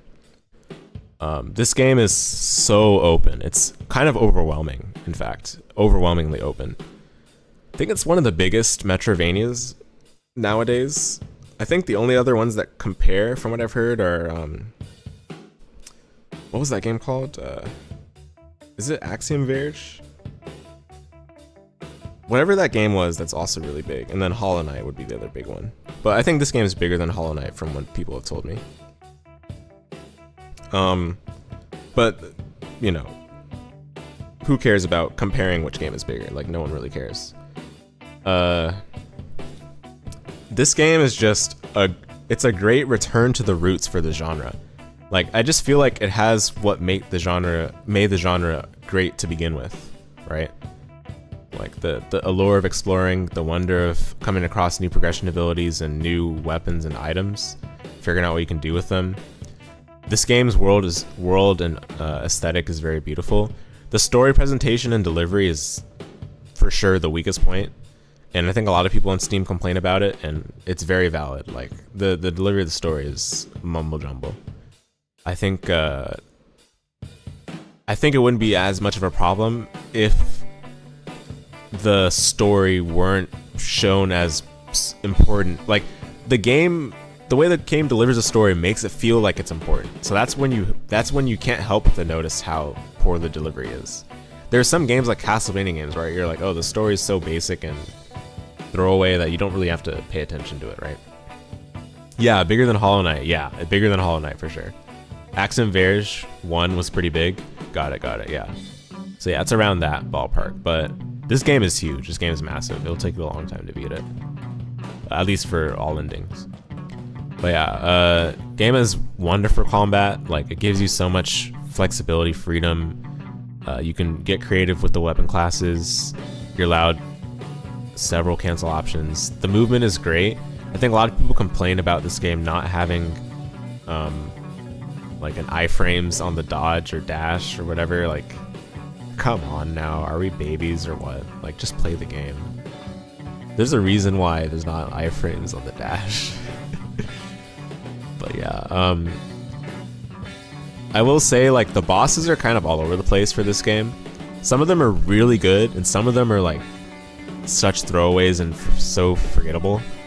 Like, you probably won't even remember the bosses in the game after you beat it. Like, that was the case for me. I was looking at some of the bosses in this game back, because it's been a while since my first playthrough was done, and I'm like, man, that was in the game. Yeah, it's called Afterimage, the game we're talking about. Yeah, Afterimage, one word. Yep, Afterimage, one word. But yeah, the reason why I think this game is the gold standard, again, it's just a callback to the roots. It incorporates all the Vania-isms that I think made the Metroidvania Castlevanias great to begin with. It uses the RPG mechanics, but it doesn't have them in a way that makes you feel like you scale super hard. Now, I will say the normal difficulty is a bit of a letdown, but thankfully, those of you that are watching the stream will be among the few to know that the normal difficulty was added in the December 2023 update, because this game originally came out in April 2023, and it released on one difficulty, which is the difficulty now known as Advanced. The normal difficulty was added. It's basically easy mode, right? The Advanced difficulty is definitely, you can tell that it's what the game was originally, because there's a lot more thought put into like the fact that the damage values are the way they are. Like, it's balanced around those original damage values that were in the game previously. So if you do play it, I know it sounds like, oh, it's going to be harder, but trust me, like, playing on the game on Advanced is like the pure experience of playing the game. Now, of course, you can play it on normal and you'll be fine, and you can always switch between the difficulties whenever you want to. But personally, I would just recommend playing on Advanced, because the game was basically... Are we back? I've been having internet issues today. Are we back? I hope we're back. Let me know. Nope, we're, yeah, stream disconnected briefly. Are we back?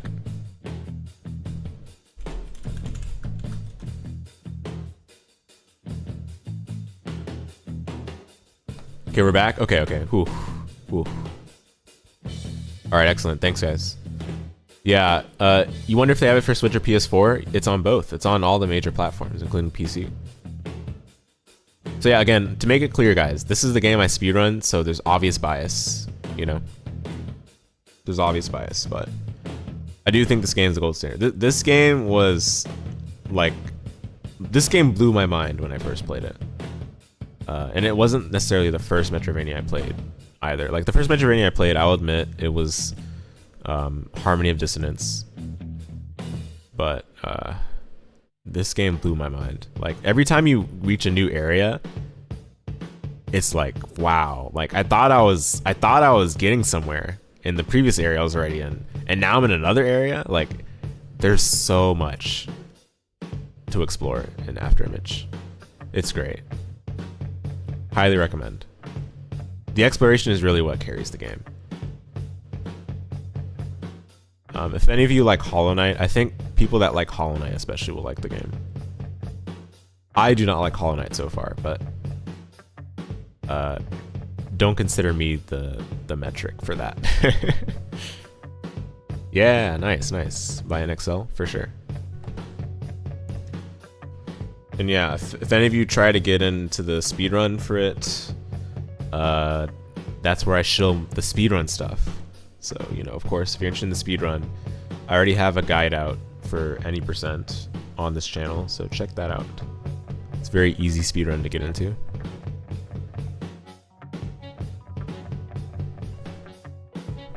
Play River City, Random, and Demon's Crest when you're bored and want to play anything new. Probably too easy by today's standard, but they were great for their time. Yeah, sounds good. I've noted those for sure.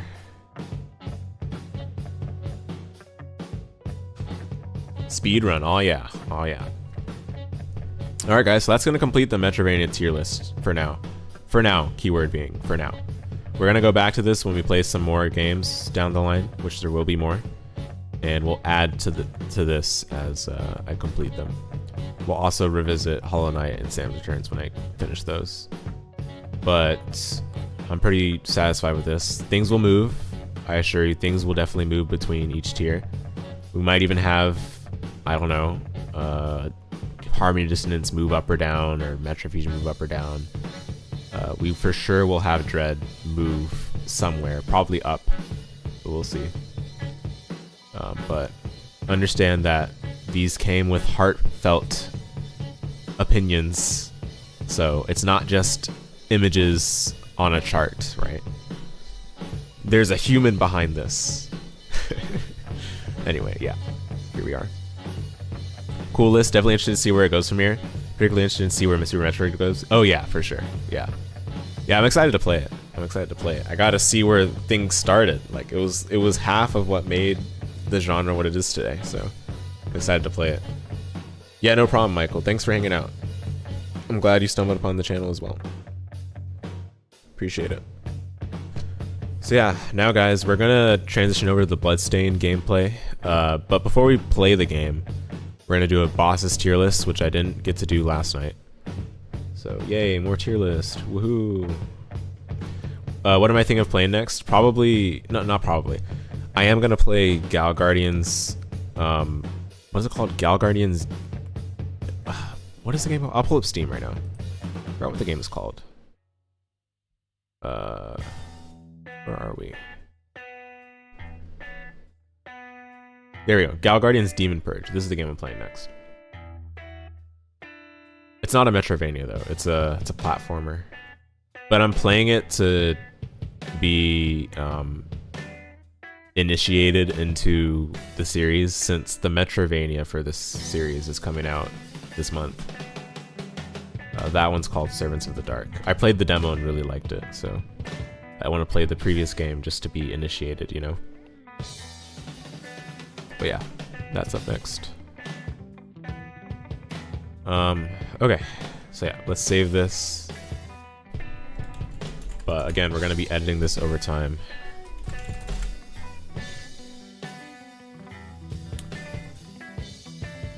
Here we go. A lot of games in upper echelon. I only play good games, right, chat? Definitely not the case. Okay, so now, yeah, Bloodstained bosses tier list. Oh, yeah, have a good night, Michael. Thanks for hanging out again. Take care. Okay. So, Bloodstained bosses tier list. You can see I don't have the bosses input in here, right? So, we're gonna take like a quick 5-minute break, and during that time I'm gonna include the images. So I hope you guys thank you for your understanding on that. Hope you guys understand that I couldn't find a good template for this, so I had to quickly throw it together, and I didn't get the images in time. So let me take care of that right now. I'll be back in like 5 minutes.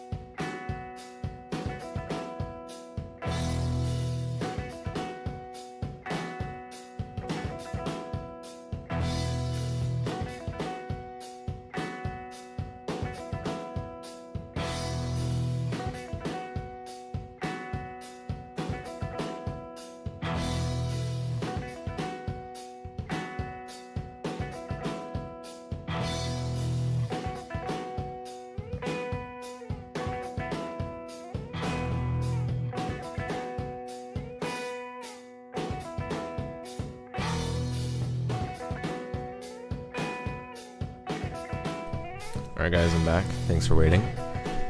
So now for this portion of the stream, we're going to transition over to ranking all of the bosses in Bloodstained Ritual of the Night. So I finished the game yesterday for the good ending, but I didn't necessarily beat all the bosses yet. So some of these bosses that are here I haven't fought, and honestly I didn't even know that some of these were bosses, so it was a bit of spoilers, but it's okay. We're not going to rank them. Let me add the tier for did not fight.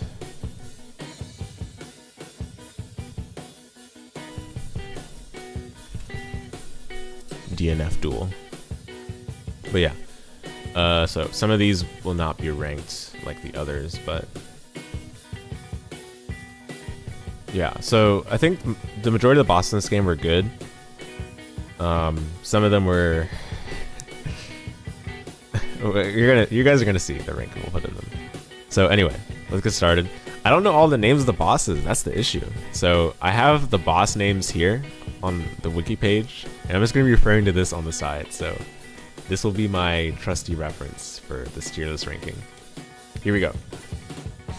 All right, first things first, we got, which boss is this? Abyssal Guardian. This is the dragon you fight in Livre Ex Machina. It guards the section that you need to use to get to, what's it called? Hall of Termination. This boss is cool.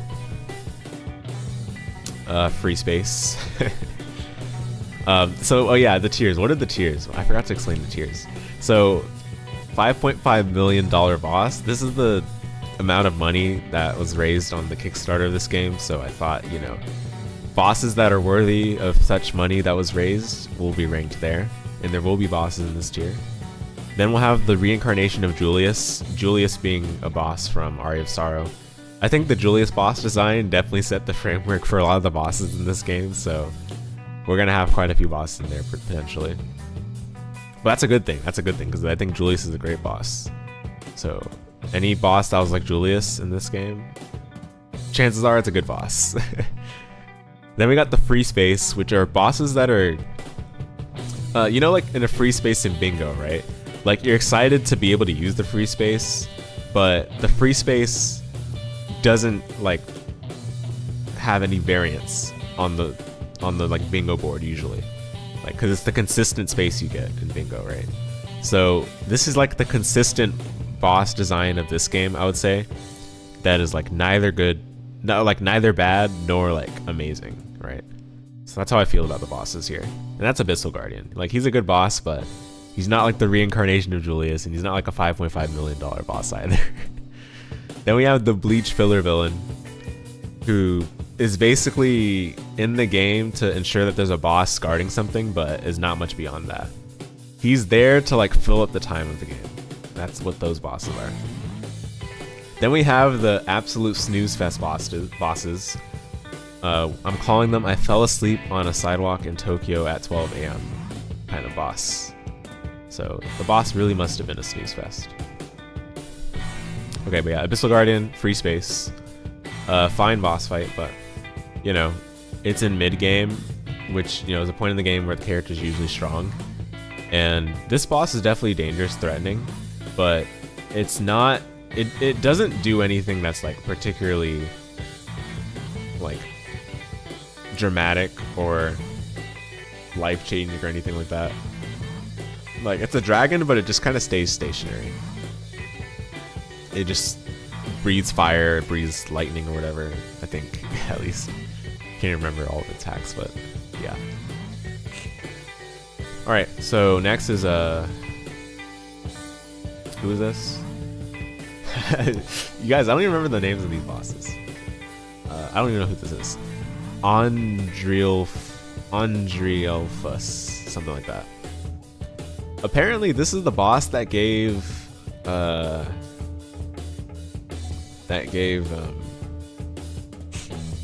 double jump, which is crazy because it's such an important progression ability in this game, but I don't even remember this boss. I think this boss was the one that kind of went up in the air sometimes and sometimes attacked you. Like, I don't know, dude. This is the Bleach filler villain for sure. Like, it gives you double jump, and that's the most exciting thing about it. Like, otherwise, nothing much about it. Okay, then we got Bale. This is the final boss. I don't know, dude. I think Bale was not that good of a final boss. I understand what they were going for. Like, they're trying to go for like a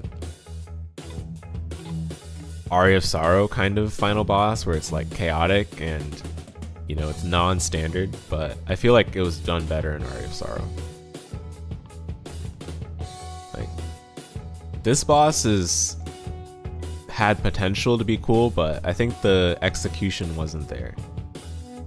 So I'm not gonna give it filler villain or anything like that. I don't think it's that level of bad, but I think it's definitely free space. It's what is considered like the consistent level of boss design in this game, like the absolute middle, the dead middle.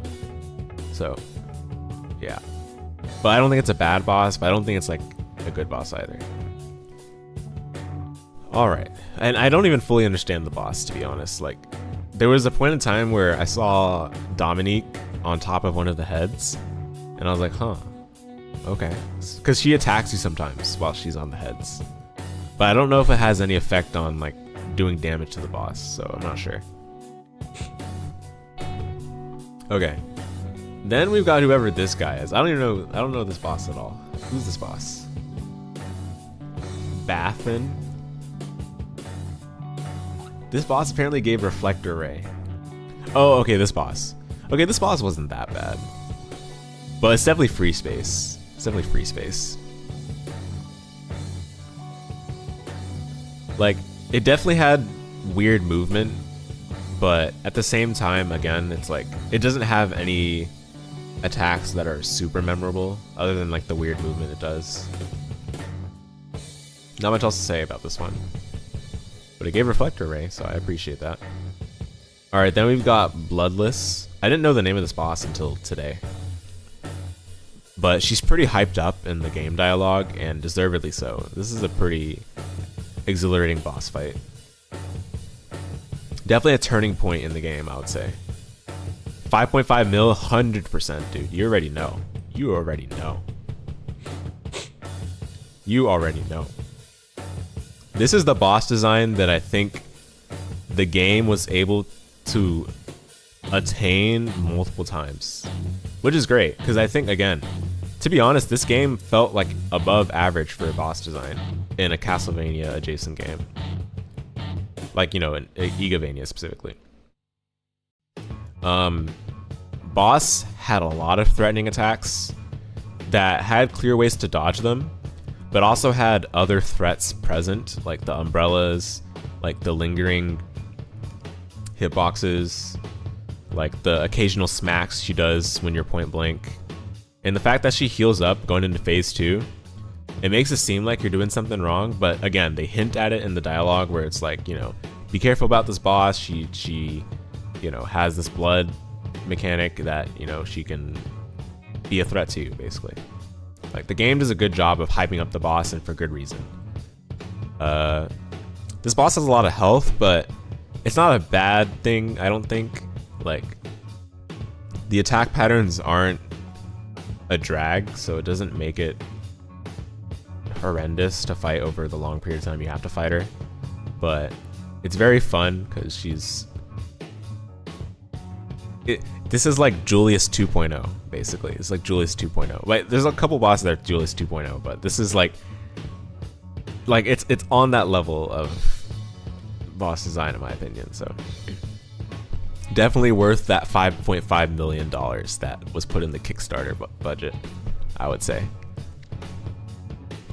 Then we got whoever this guy is. I don't even know who this guy is, dude. Apparently a super boss, but I don't know who that is. Alright, this one I know who it is. This is 8-Bit Overlord. I spent a long time on this one, but not because it was a hard boss, but because I was super under geared. But the boss is hard as well. This is a really cool boss. It's not even that complicated of a boss, but they make a lot out of nothing, pretty much. This boss has a lot of tight to dodge patterns, but there's not any... This boss doesn't really have like outright knowledge checks, really. I feel like all the dodges for this boss are sight readable.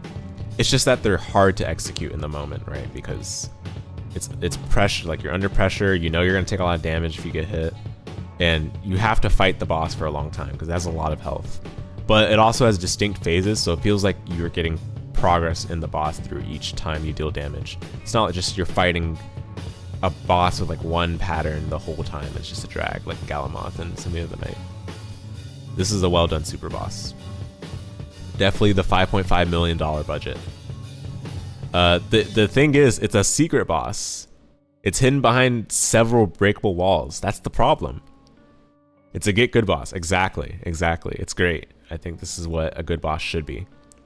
But it's hidden behind several breakable walls, and you have to get to the end of a little retro level to find it. Like it, dude. I don't know. But at the end of the day, the surprise is welcome because this boss is a joy to fight.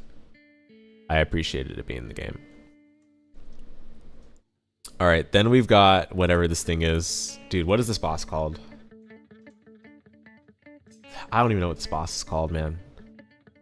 I'm looking for it right now.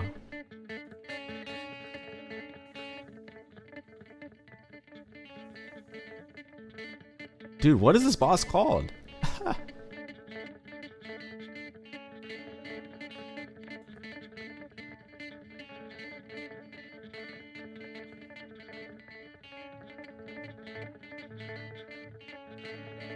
Okay, I'm gonna have to look at the image name. Hold on. What's the image name?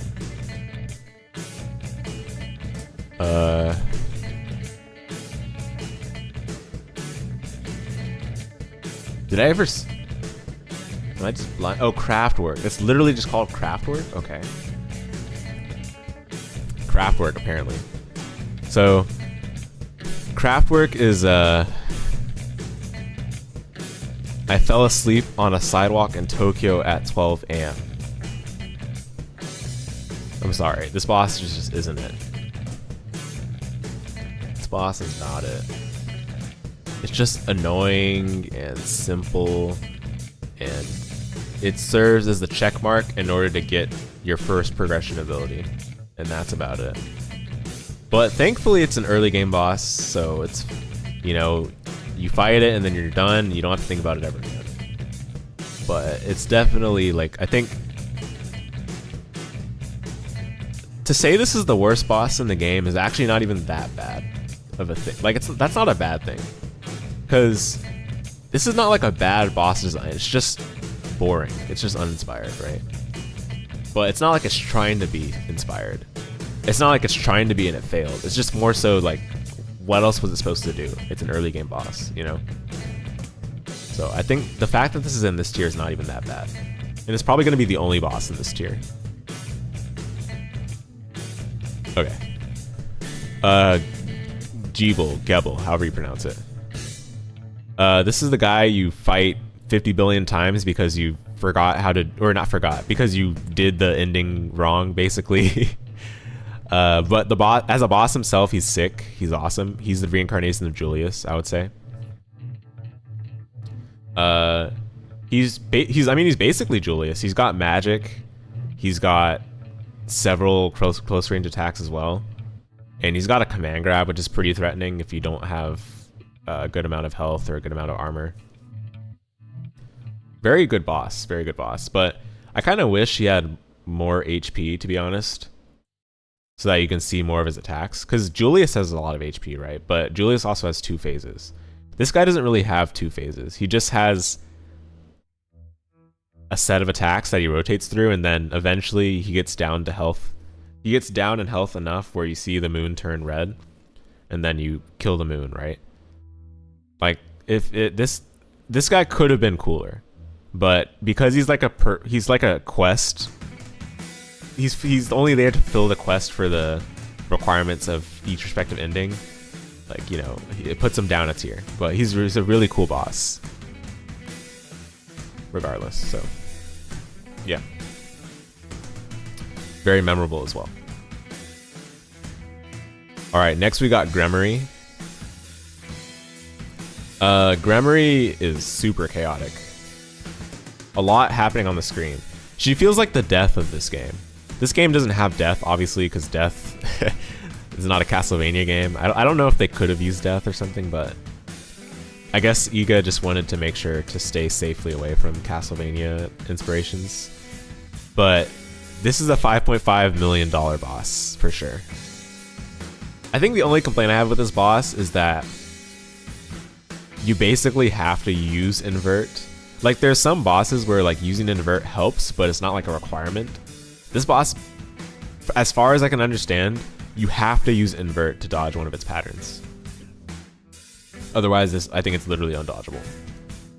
You might be able to iframes through it or something. I don't know, maybe, I don't know. But yeah, I think this boss you basically have to use invert, which kind of sucks. But apart from that, like, very, very chaotic boss.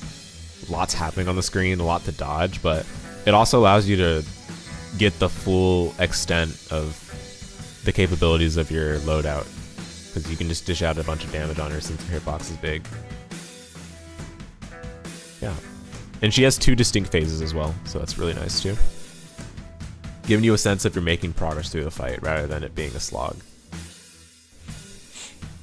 All right, I don't know who this guy is. I'm not even gonna bother ranking him. I literally don't know who that is. Apparently this is Iga, but I didn't fight this boss, so we're not gonna talk further about that. Next is the Carpenter.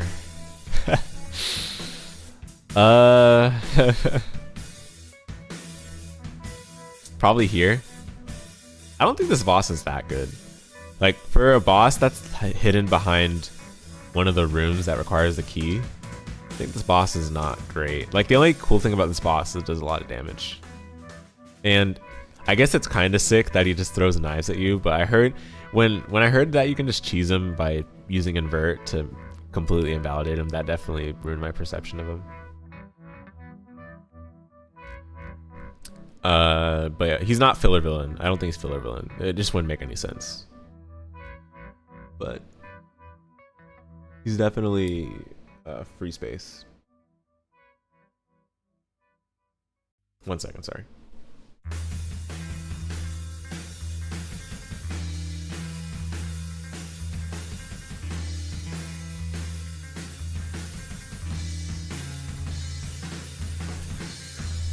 My nose got really stuffy all of a sudden. But yeah, yeah, Carpenter's like free space. I don't think he's higher. Spawns enemies. Dude, the enemies this guy spawns are kind of obnoxious too. He spawns like the highest level. Free because you got him on second try, legit. Very true. No, but yeah, free space is like, this is literally like the middle of the pack tier. Like, same thing as like a bingo card. This is like the consistency. This is like the consistently middle ground tier in this game. So I think he belongs here. But yeah, dude, those, I forgot what they're called, but basically the demons he spawns, they're insane. They're like late game demons, so they hit really hard if you don't get rid of them quickly. All right, I don't know who this is. I'm not gonna rank him. I didn't fight it. This guy's a boss? What? Spoilers? Okay, what is this thing called? This is the thing that gives you invert, that's all I know.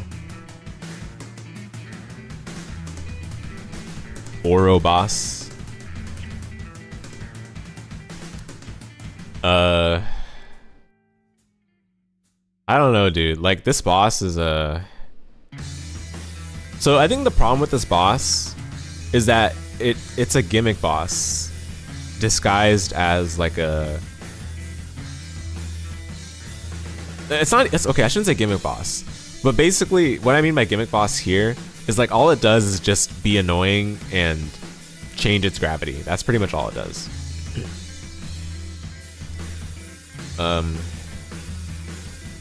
It feels like, honestly, like an elite enemy rather than a boss. So I'm gonna put it as filler villain. The purpose this boss serves is to give you the invert ability, which is the coolest progression ability in the game anyway, in my opinion. So I think that's all I can really say about this one.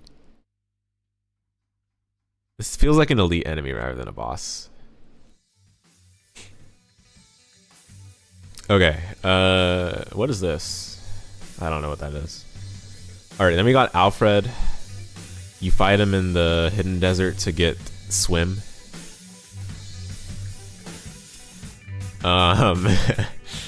What an annoying boss, but honestly, it's a fine boss.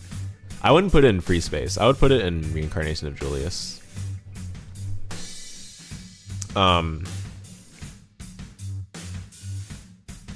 But he's definitely at the bottom of Reincarnation of Julius. And the main reason I even put him here is it really forces you to have a well-balanced loadout. I say that, but you can literally just use Lily to beat him, which is what I did. The Lily shard is called Bunny Morphosis or something. But like, if you don't have that, you have to have a well-balanced loadout. You can't rely on just magic. You can't rely on just melees. You have to have a loadout that allows you to move freely in and out, chase after him easily, and dishes out efficient damage while dealing with all the stats effects he applies.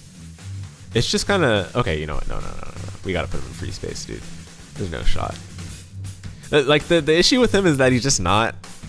He doesn't have depth to his attack patterns. He literally just throws X status effect at you,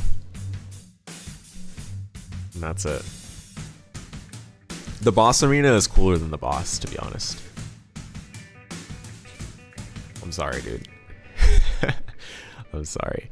I mean, Alfred is a cool character, but the boss fight is... Like, I get it. He's not supposed to be that strong. He's just supposed to be a guy that's trying to stop what's about to happen with summoning the demons and stuff. But I don't know, dude. I don't know. Free space.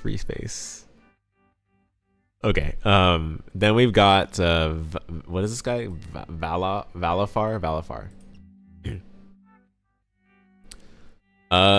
Free space.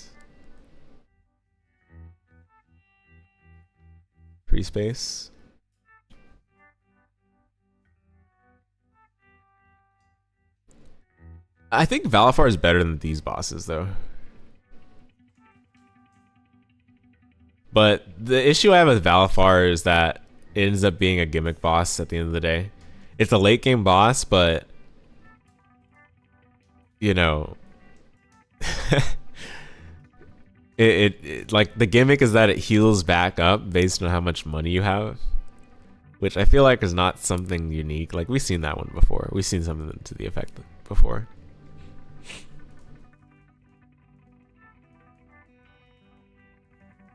Yeah, it sucks to do this because I think, like, maybe I'll put. I think it's here. It's just a problem because this is a late game boss and you expect it to be so much cooler, but it just ends up being a little bit of a gimmick boss, especially with the fact that they very deliberately put the spikes at the top of the boss arena so that you recognize that you can just invert and put on the Aegis armor to make that boss like free, basically. Okay. Who is this? Valek, the two dragons. This is a cool boss. A very cool boss. Very creative. Reincarnation of Julius. It's a shame that I was just able to use Bunny and didn't really get to see what the boss did. But I don't think that detracts from the way I see the boss in any way. This boss is cool.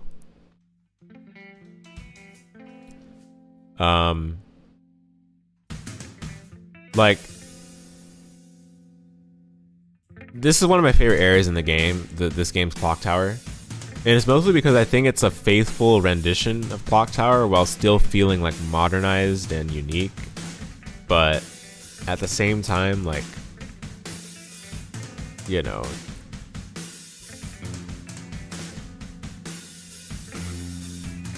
yeah, cheese, exactly. I could not have said it better. Cheese. But I'm sure there's a cool boss behind this. These two dragons. I just wasn't able to see it. Okay. Then we've got this is like the first boss in the game, right? Free space. It's fine.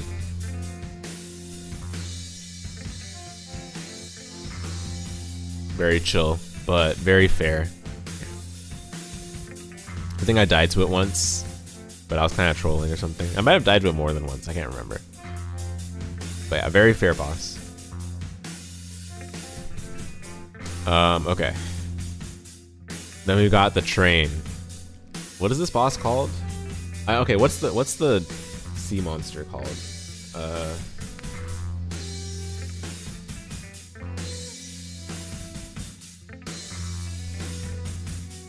Vepar. And then this boss is called Glutton Train. So yeah, Glutton Train is a Bleach filler villain.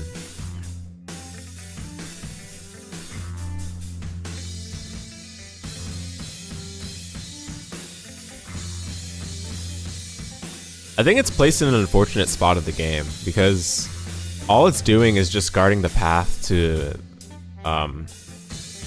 the effectively the underground cemetery area of this game,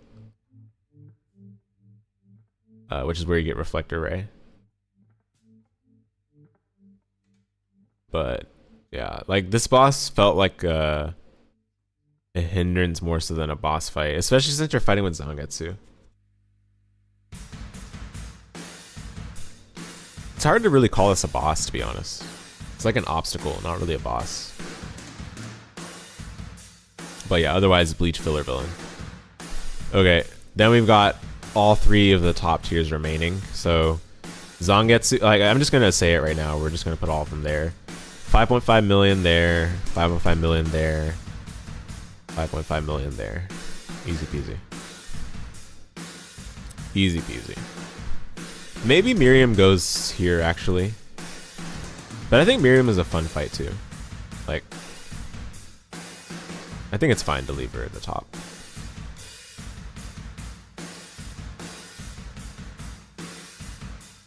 Yeah. I thought we'd have more in Reincarnation of Julius, to be honest, but there's a lot of bosses I haven't fought, I guess. But yeah, Zangetsu, you fight him twice. The first fight would probably be the one to go in Reincarnation of Julius. Maybe I can get another image of him or something. There we go.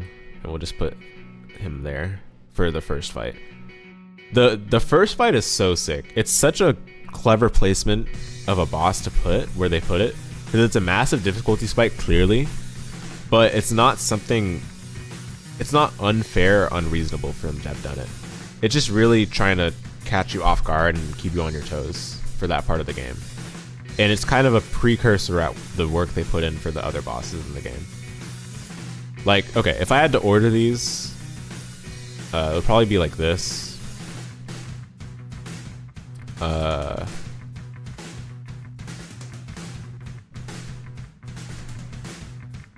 Probably like this. So yeah. Zangetsu, and we can put Zangetsu at the top of Reincarnation of Julius. Yeah, so yeah, the first Zangetsu fight is great. I loved it.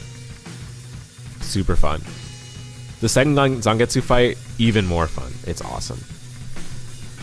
Feels like you're doing like... It felt exactly how it felt the first time I fought Julius in Aria of Sorrow, which is a great feeling. Satisfying fight. A fight that progresses steadily between each phase because he puts on like a different element on his sword. Uses effectively the same attacks but with different hitboxes and different zones of danger, which prompts you to position yourself differently if you still want to get hits in. Because you could play chicken, but you could also play aggressively, trying to steal damage at every opportunity, and it really makes the fight exhilarating. And obviously, it's an important portion of the story as well. Dominique, excellent fight.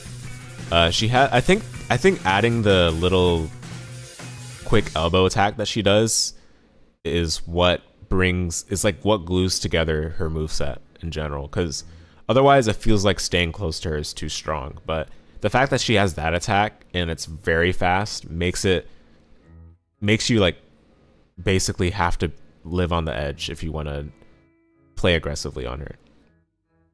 Because she has a bunch of other strong attacks too, but the elbow attack is what makes it difficult to play aggressively.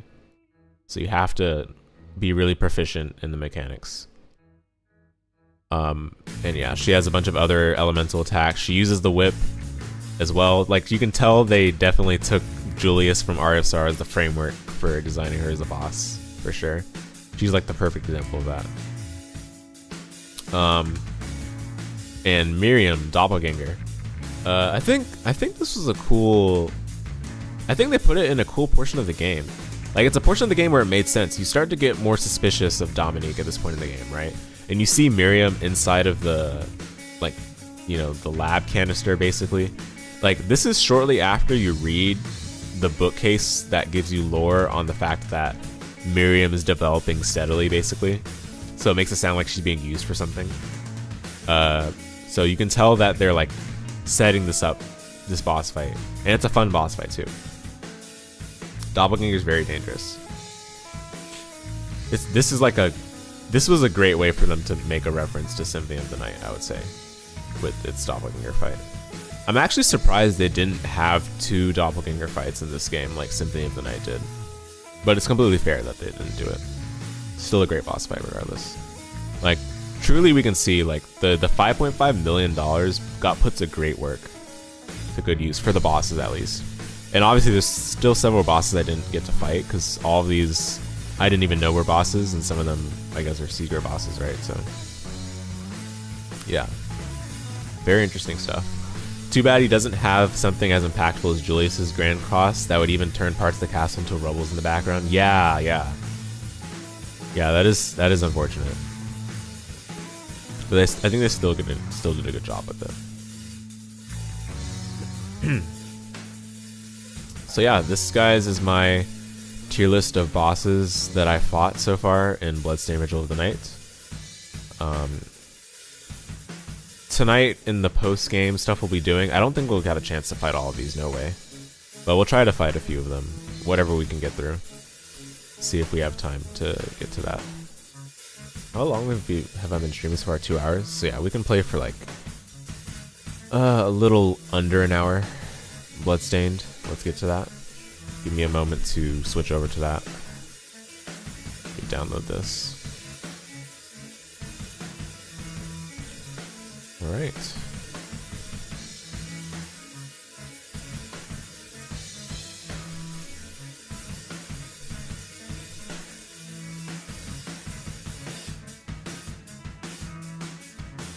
Hope you enjoyed the math rock tunes in the background.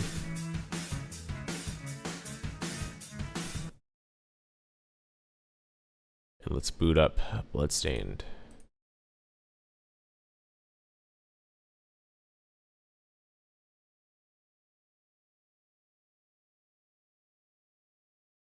Okie doke.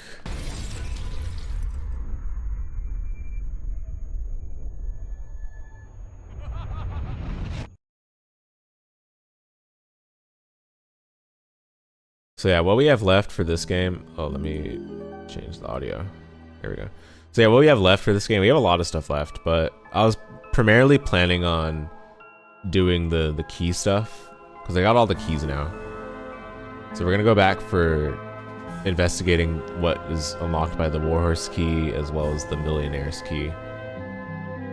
And then Frau was talking about something related to the vampire. The book guy. So we'll check those out. I was also gonna check out the randomizer, but I don't think we'll have time for that tonight. We'll do it at a different time, probably the weekend. So yeah, let's get to it.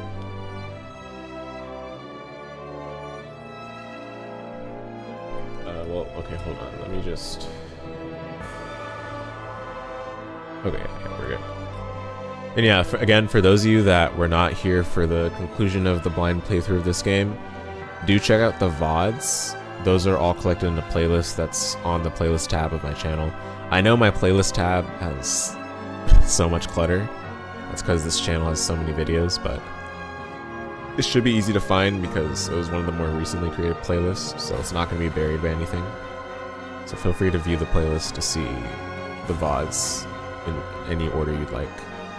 Particularly the last one has my thoughts on the game because that's the verbal review one. Okay. Do you guys think I should what's it called? Flip out the Metroidvania tier list and make it an upload so that I get all the angry YouTube comments at my opinions on Hollow Knight so far. Anyway, it would be amusing.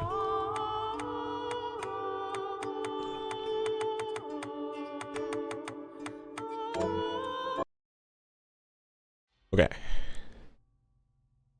Oh, we're here still. Okay. I'll use a waystone.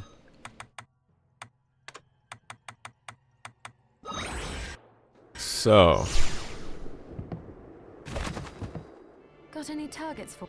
Here's what I've turned up on the monsters. Still gotta kill stuff? Dude. Come on now. I've stopped all the chaos in the castle. What more do you want me to do? Almost forgot how to move in this game, but thankfully you don't need to know how to move when we have Panther at home. It's good to. So, what'll it be? Okay, so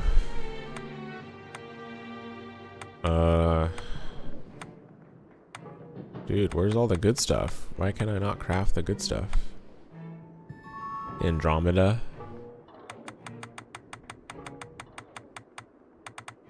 Dude, look, all these cool weapons are great swords. It's sad. They really push great swords in this game.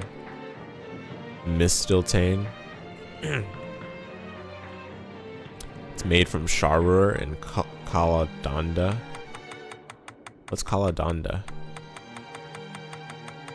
Dragon shoes. Whoa. Dragon bone. Oh, you know what? I was gonna do the shards. I do want to do that, actually. So yeah, that's the other thing I'll do. I'll focus on doing that.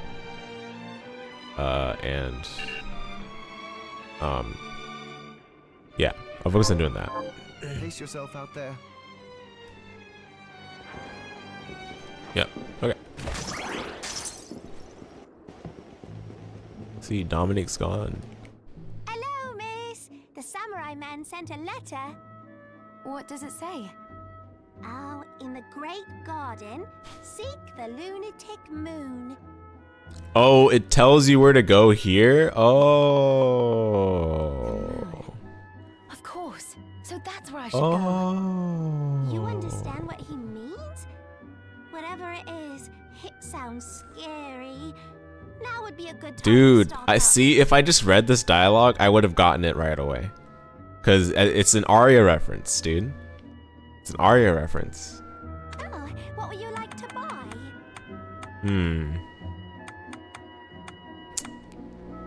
Alright then. So, oh yeah, so I guess the best way to farm gold would be to do it from Den of Behemoths, since the blue chests there have a lot of money. Maybe not best way, but like one way to do it, right? It's one of the many ways. Yeah, I don't really care to buy these, so.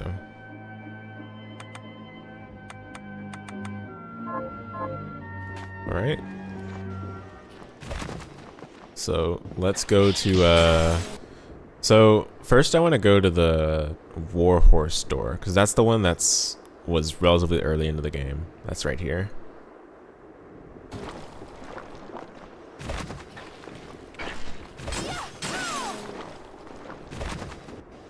Dude, it feels like it's been forever since I played the game, even though it was just yesterday. Crazy. Okay, I know what it is. Today I was playing Soten Randomizer, because I did a couple races today. So I think I'm still in Soten mode right now. Speaking of which, yeah, those races did go well. I got second in one of the races. Well, I got second in both the races I did today, but one of them was a 4-man race, so it counted for much more than the 2-man race that I got second in. Oh, I can craft gravity jump? Oh. Is that so? Okay. Alright.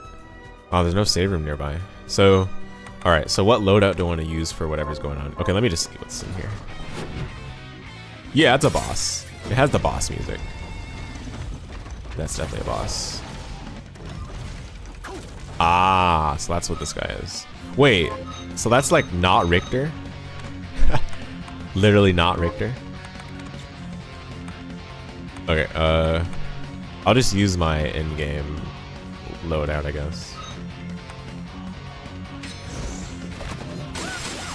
Oh, I do a lot of damage to him.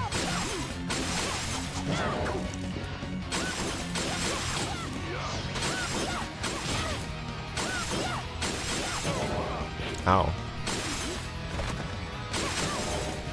Dude. This guy's contact damage is kind of insane. What in the world? Oh my goodness, dude, I'm getting bodied. What? He just knows? Oh, on the backtrack. Okay, the backtrack is not that bad, to be honest. It's fine.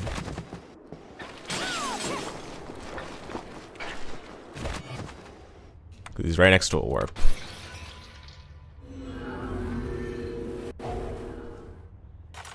Unlike the carpenter.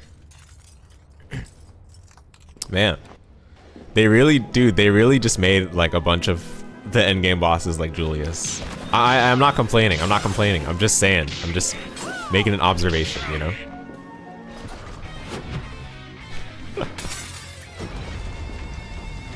Alright, so what's the game plan for this?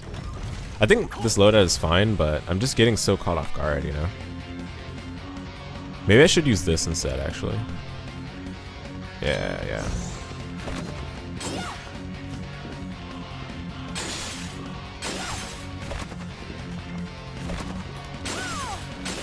This guy dumb or something?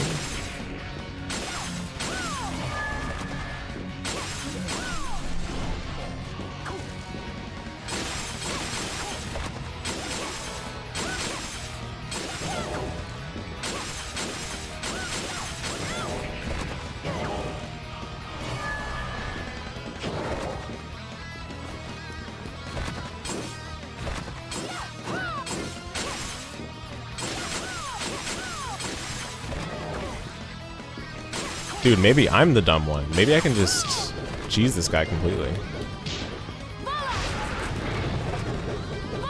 He's kind of resistant.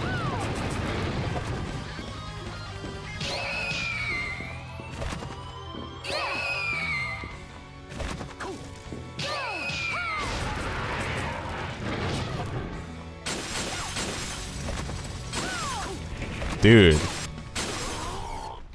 He can't turn? Yeah, dude. I don't know. Bro got bodied. I don't know. Ruinous Rud. Dude, I don't know. Bro got bodied. Low key. For real, for real. That's how the youngins talk now. Oh my. Okay. Okay. Chill. Oh dear. Could have died there.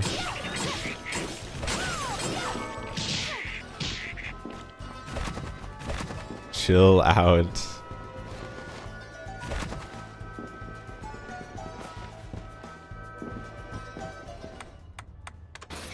Yeah, man, can't turn at all. So that's basically Julius, but weaker. That's like if Old Man Julius and Aria of Sorrow were actually an old man.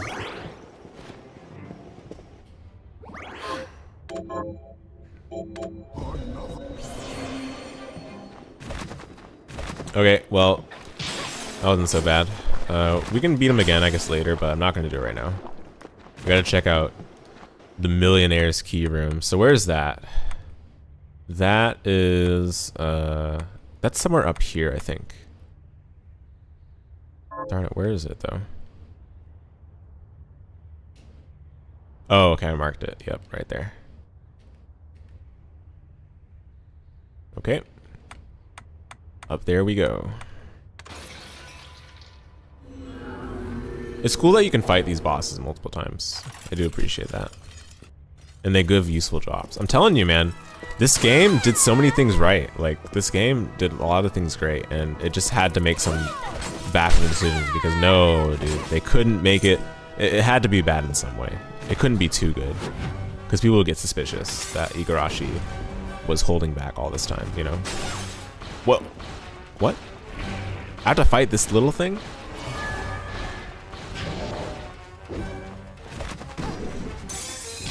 Oh, what the? Okay, hold up. I have a plan. I have a plan. Oh no, it doesn't work. It doesn't reach. It probably would work, but it doesn't reach. Oh, that does a lot of damage though.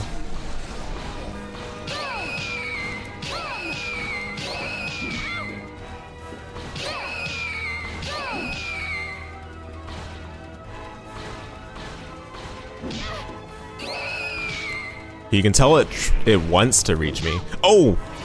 Okay, hold up. Wait. It knows? It knows? Hmm? Does it know?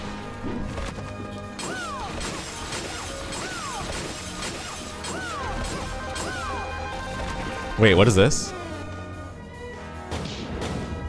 What is this? Oh, okay. We're chilling, we're chilling.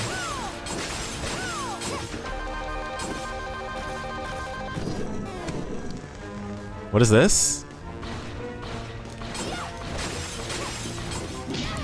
Oh, what?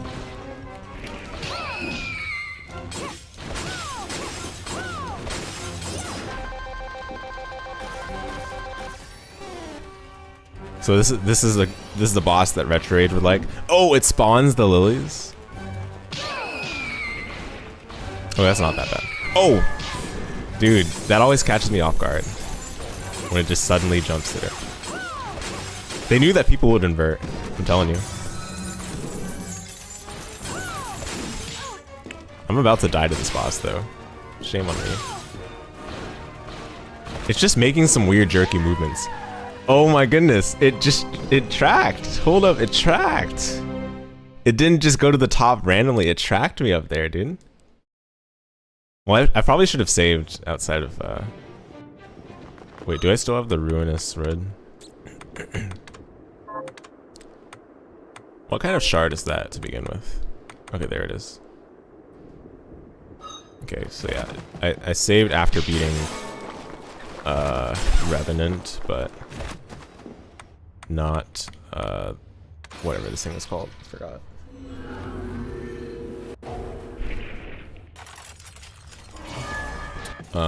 I should set my other saves here.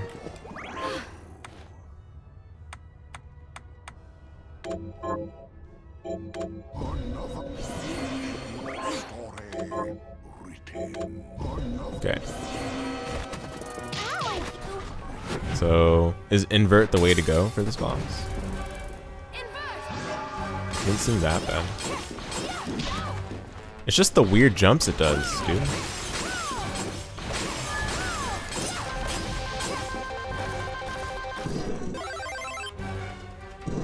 What in the world?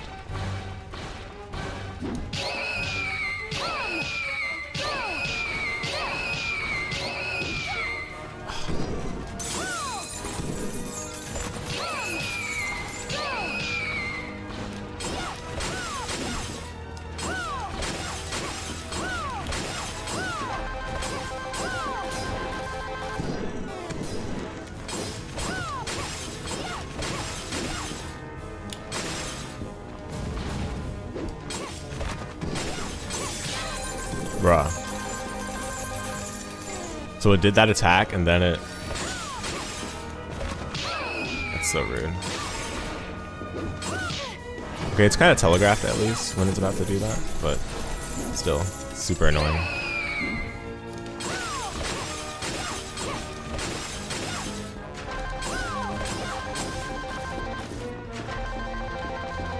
Oh, it's probably on a different phase because it's doing weirder stuff now.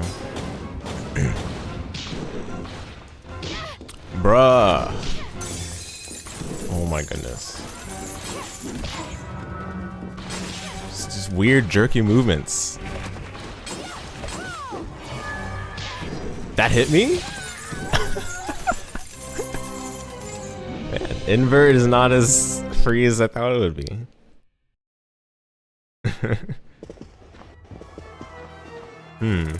I might have to just kill it faster with the magic. They do have Inferno Breath. I'm just not using it. Alright, let me try doing it without invert and just see. It's probably a completely different boss experience without invert. Oh, come on. Oh, I'm doing the wrong button.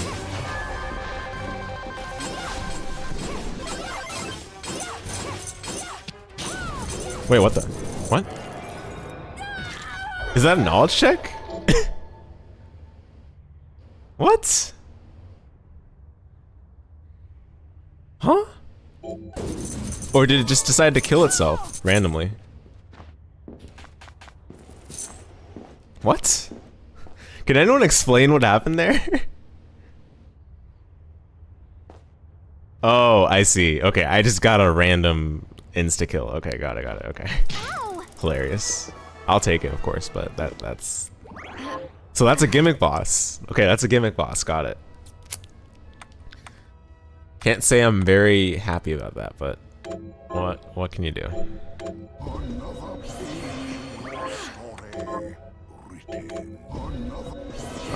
You know what? We could try fighting it again if it's there. Gimmick boss though, I'm not happy about it. Oh, oops! I keep messing this up.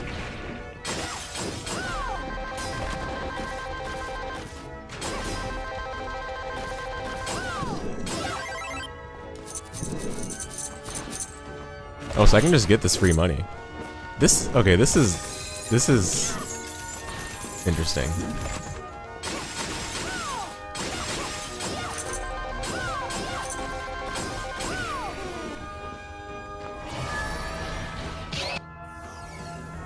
This is very interesting. Bruh.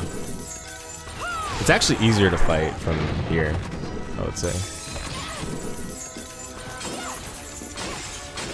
So you don't have to deal with the weird jerky movements.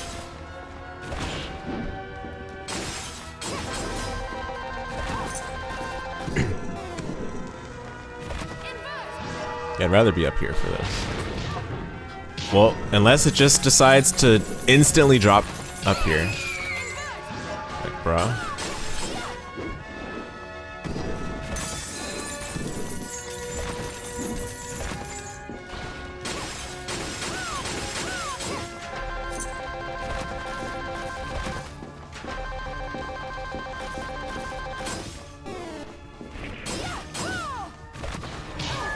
Oh my goodness. Trolling.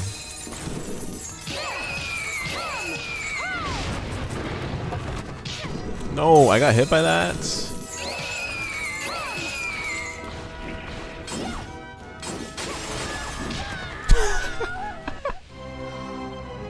Dude, I don't know. This boss is I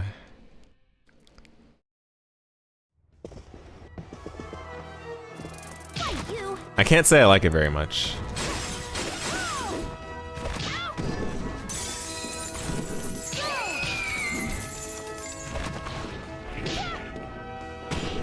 This is probably an easy dodge, but dude, I don't know. Like, the movements are just so jerky.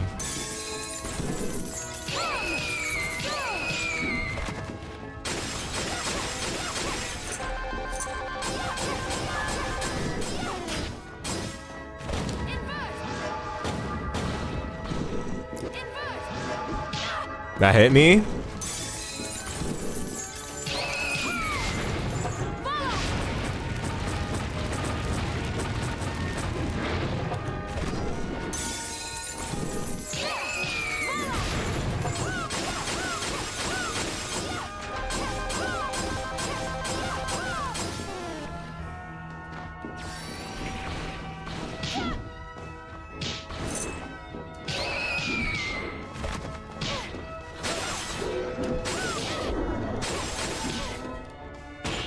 Can I get out?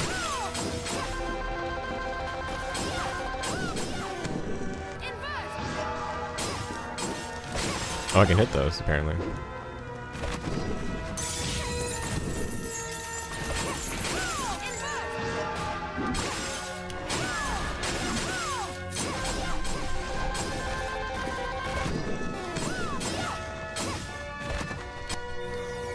Oh, okay, it's down.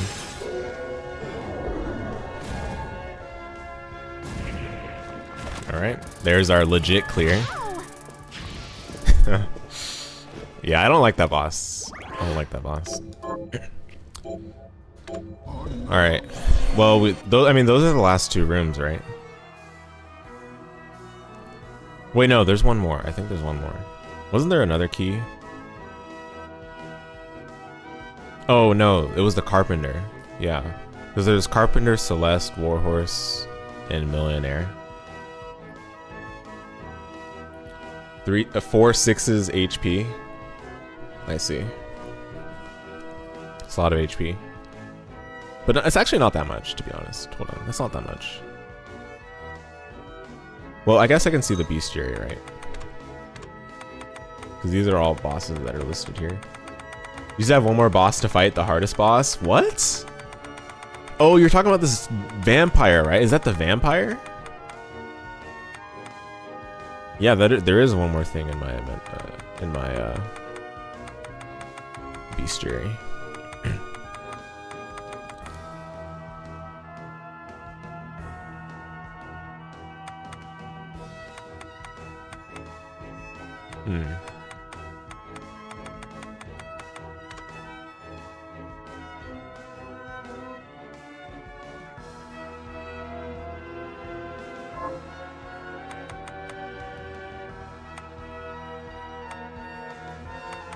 That one was Revenant.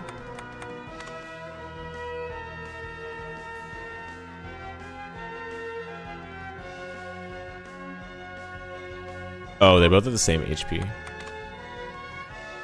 Go borrow the last book from Odie, then revisit that place in Glacial Tomb. Okay.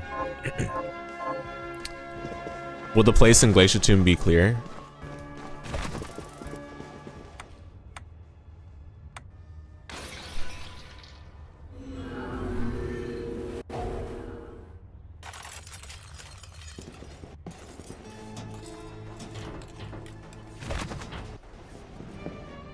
I've come by some new reading material.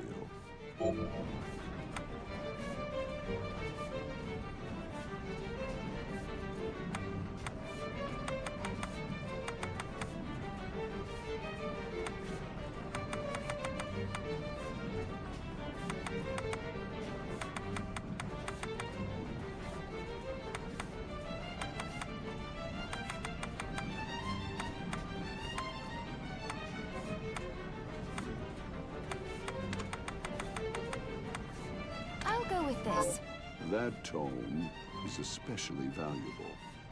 Make absolutely sure you return it. Oh, scary. Okay, you said revisit the place in Glacial Tomb.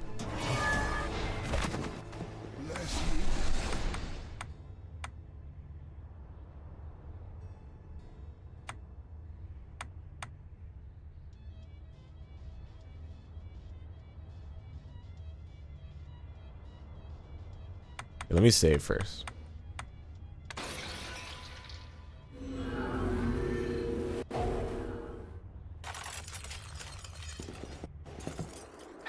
Whoa, I do feel faster, for sure.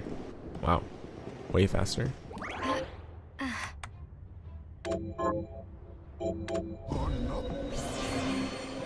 There's one room that had the boss doors down. Oh, I think I know what you're talking about. Yeah, I think I know what you're talking about. Yeah, I remember. I just need to see the room again, but I know what you're talking about. I definitely saw that room you're talking about. Okay.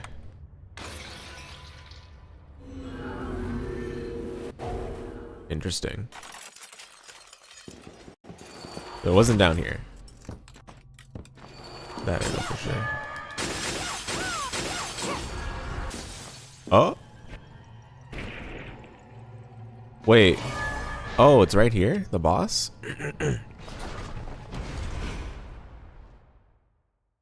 Oh! Stop. We have to fight him? I warned you. What you take from the library must be returned to the library. Oops. Oops. Dude, that would be my reaction too. Oops. Nonchalant oops.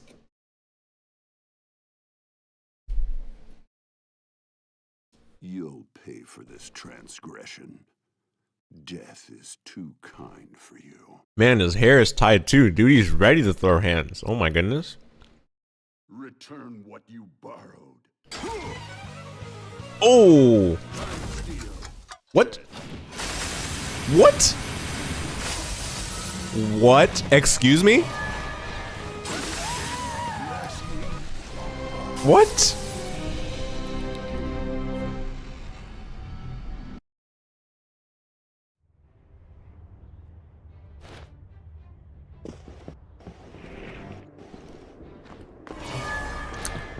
What?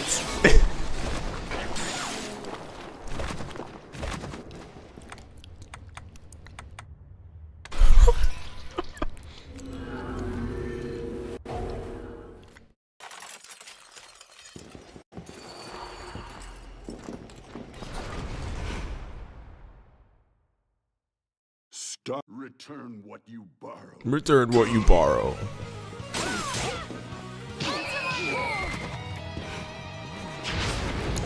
Dude, what is this damage? This is like the damage I'm doing.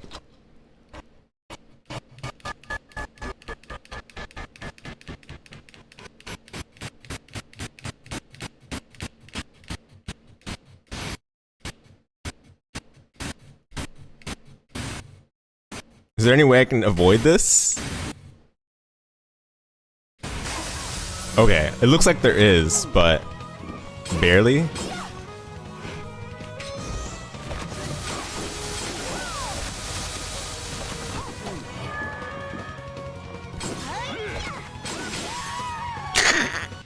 What? He does contact damage? He turned around and I died. Dude, no way. Okay, I don't know if I have time to learn this boss today, bro. Seems like I need a session of its own to learn this boss. He does too much damage for me to like gather data on an attempt. Return what you Yeah, dude, I don't know. Yeah, it looks like he's cool, but you know, I don't know if I got time for this.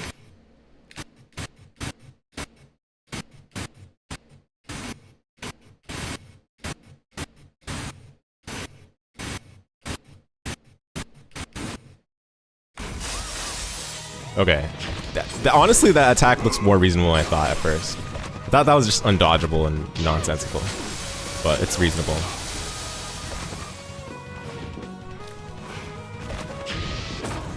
Oh my goodness.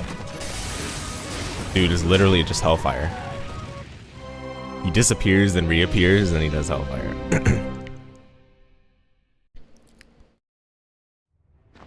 Man, wow.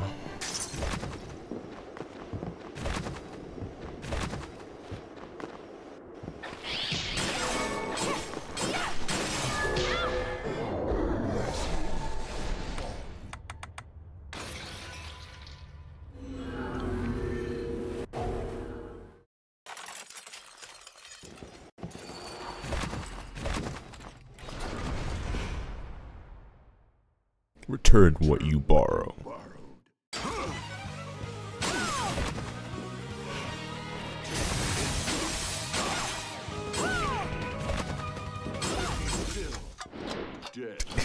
This is just so silly, dude.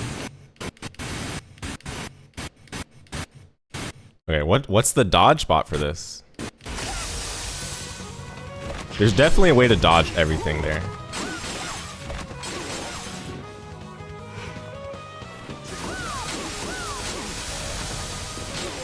What?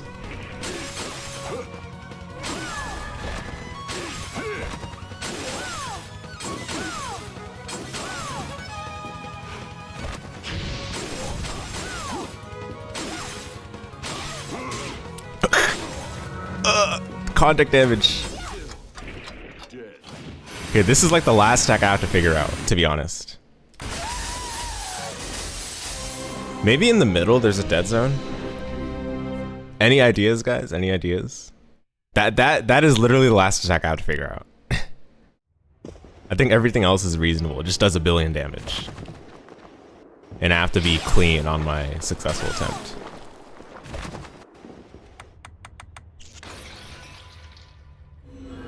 Any ideas? Do I just have to use dimension shifts or something? Bruh, come on.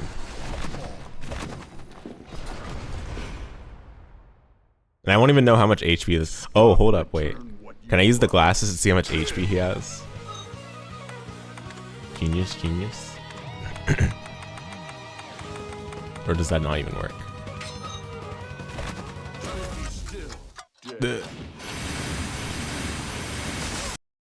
Oh, so they hit me instantly. Yeah, that's fair. So if I'm in the air during that, then I'm just basically dead. Oh, wait, that does show his HP. So he has like 10,000 HP or something?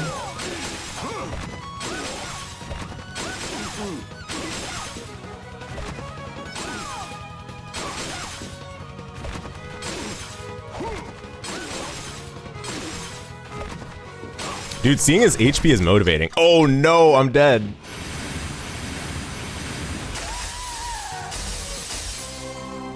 Duh, dude, your lips are shut. Your lips are shut. No shot.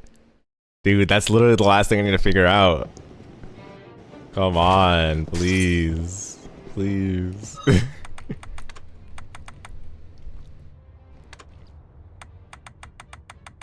Please.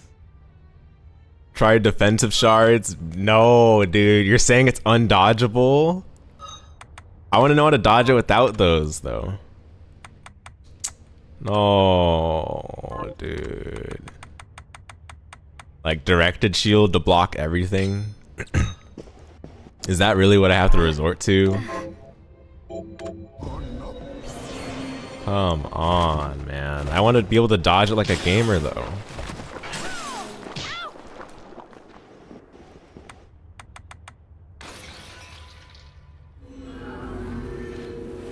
It's the easiest way. Okay, fine. Yeah, you're right about that. Dude, I just want to feel like a gamer. Okay, seeing his HP is actually motivating, so I'm gonna put that on, even though it's like very unoptimal. It's just motivating, you know?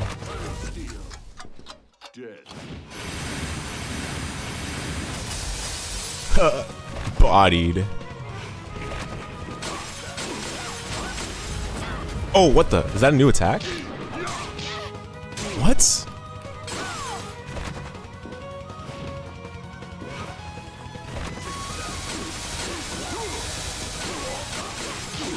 Ah, backdash. Dude, I'm having a mental lapse on the backdash input. You're right, that is the easiest way. I mean, dude, you're right, I could just literally directed shield for everything, right? And it would make it free, but what's the fun in that? You know? No, okay, fine. We're not here to have fun. We're here to get some serious business done, which is eliminating OD from the game.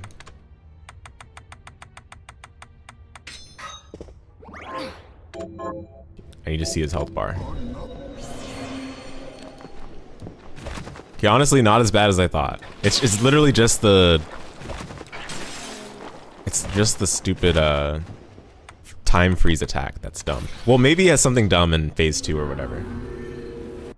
It's RNG if you want to do it shardless. Aw, yeah. I did see that there's different patterns, so yeah, that kind of sucks. Thankfully, it's not a required boss. Yeah, unless you can manipulate his pattern. I guess you're right.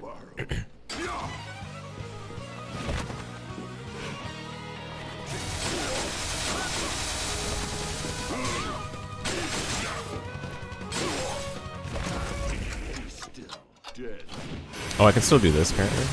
What? Dude, that's just nonsense. If you're gonna get hit by them, you're already hit. Even in the time freeze. That is actually just some nonsense.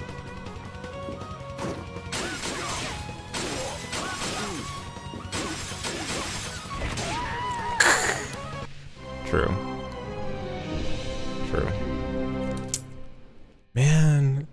I'm trying to be in the air so I can like prepare for my attack when he's about to attack, but you can't do that because of the shards.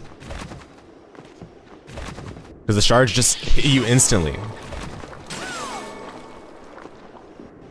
Yeah, the air to air, I know, right?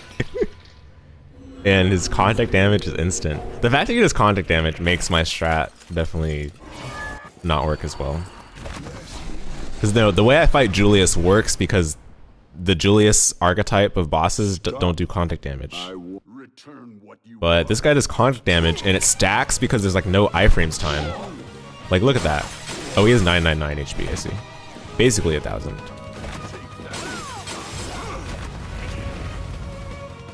Come at me one-on-one, you noob.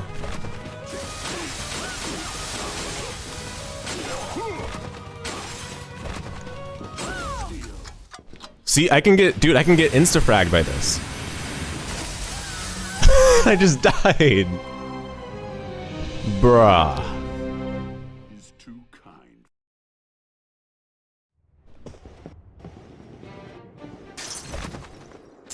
Man, they had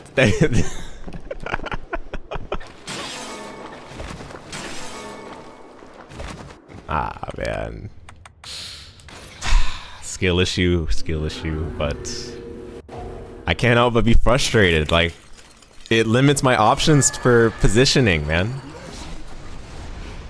Does it tell for the time stop? Yeah. He jumps in the air, right? But there are a couple other attacks where he jumps in the air.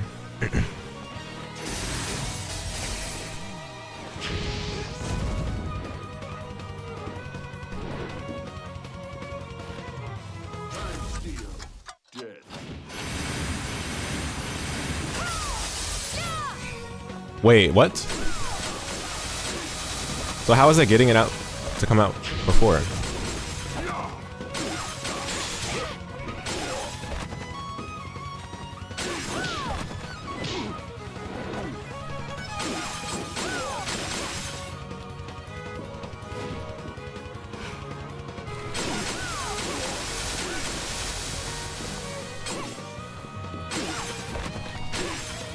Oh, look at my Castlevania hitbox right there.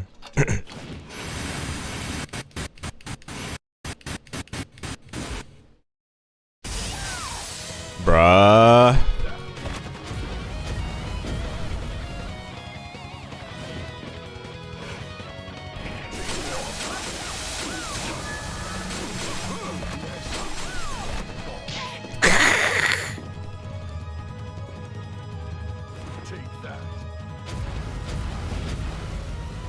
Oh, this is about to be unfair. Okay, never mind, we're good. Oh, I didn't know that goes all the way across the ground. Okay, good to know. Dude, I don't know. So, you're right, there is a tell, it's a really long tell, but you have to be positioned, otherwise you're just gonna get hit. Which means I can't play aggressively.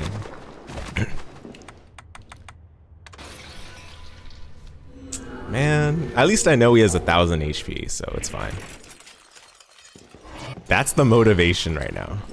That is why I'm still attempting on this boss. Because I know it can be over before a Galamoth fight would be over.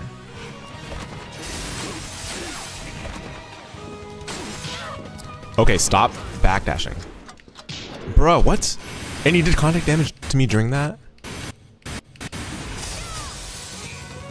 Okay, I can pre-aim it. Let's go. Wait, the devs knew what they were doing by allowing you to pre-aim.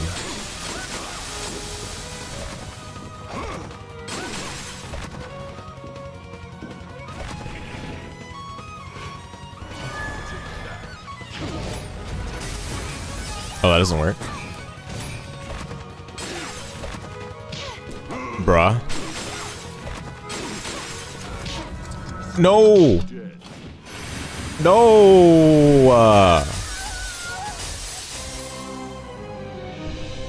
Okay, the tell is not consistent.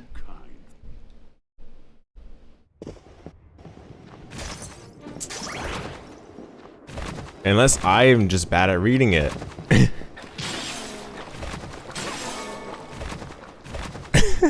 Dude, this guy can just set up touch of deaths on you. Time stop, contact damage. Shards all hit you instantly, and then as they travel, they hit you as well. And then after the time stop's over, contact damage again. Touch of death, right there.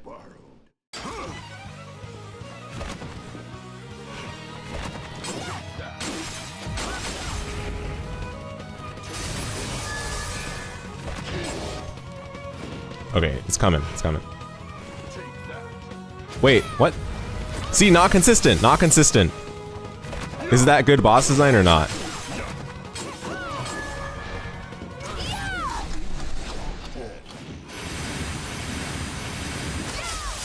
Okay. That's just goofy, dude.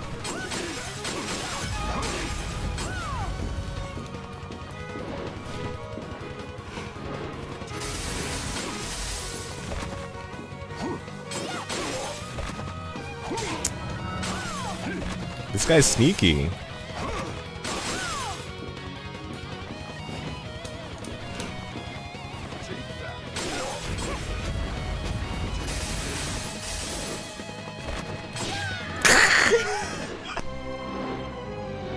He turns differently for time stop? Okay. Dude. It's crazy. You saw how he anti-aired there? He backdashed where I was gonna land, instead of actually meeting me in the air. Like, in any game, that would just not make any sense. But this guy knows that he does contact damage. So he backdashes where I'm gonna land. And like, I'm already caught falling where I'm gonna fall. Stop. So he whips the cape forward when he's doing flame pillars. He turns toward the foreground for time stop, if you're reading this right. Okay. Return what you borrowed. I see.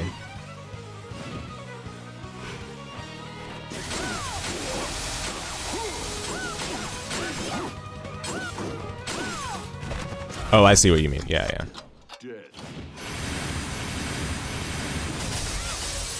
I still got hit. That's crazy, dude. Okay, let's go. Undodgeable, undodgeable. All right. Well, maybe I could do invert, but that was still dumb. Or okay, that was dodgeable if I wasn't aggressive. Fine, fine. But that's still dumb.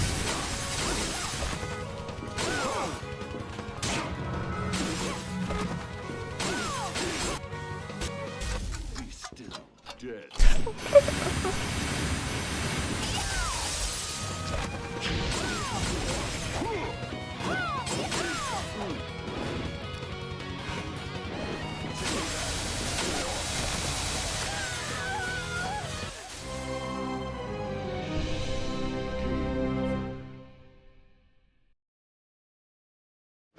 You guys can't see my face, but I was definitely grinning at that one. This boss is made to feel you. This boss is made to make you feel stupid. It's crazy. What's my manipulative shard right now? Accelerator. I'm using Death Cry. So Death Cry is not good for this guy. We know that now.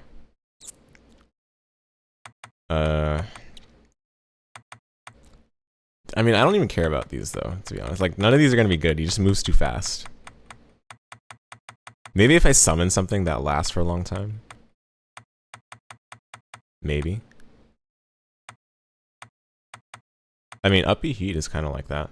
You see some people use dimensional shift, reflector rate, iframe to dodge it. You can upgrade them and try. Yeah, I was thinking about dimension shift. It's not a bad idea. How about, so I'm gonna try this. Yeah, yeah. Return what you Dude, borrowed. this boss is something else. He instantly opened with this, man. Okay, I got lucky there. Wow, dude. Okay, this sucks against this boss. Dude. I'm about to use a summon. Straight up. Summon Viewer. Go. Hit him. Go.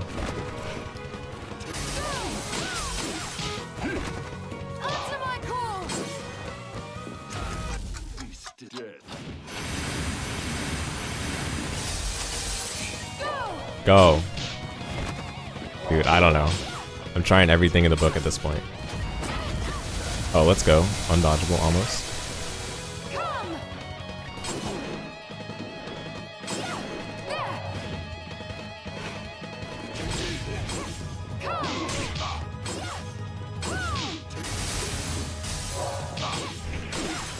Nah, dude, this is not working. There's no damage. Hellhound.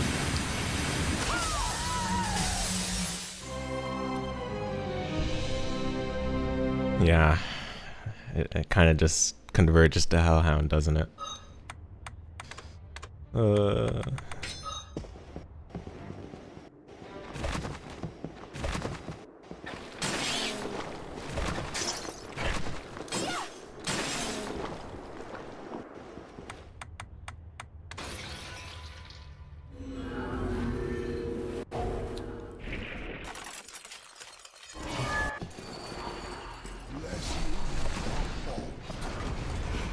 Hellhound and High Ether.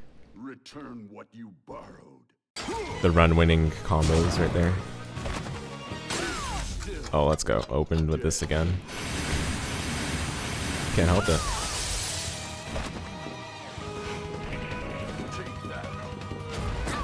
Wait, what the? What?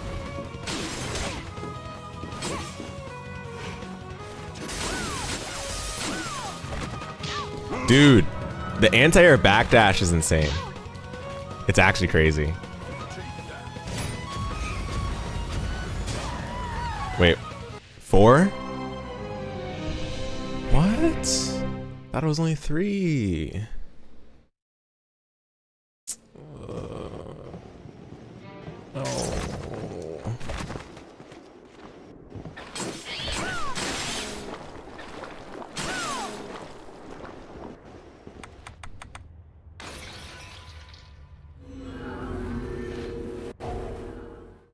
Dude, this fight is so doable, but there's just so many things you have to deal with.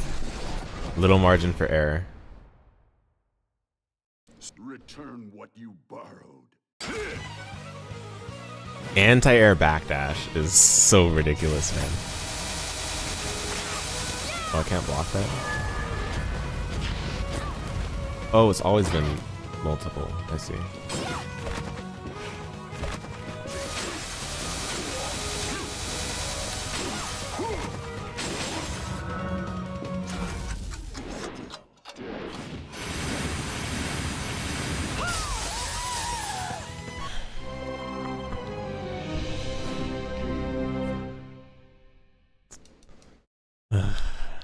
It's probably an optimal spot to stand on for that attack. Dude, legitimately, that is the only attack I think that is dangerous. The other attacks are just, you know, are you consistent? But then that attack is like, this will determine if your attempt is legit or not. Return what You cannot get an attempt on this guy without dodging that.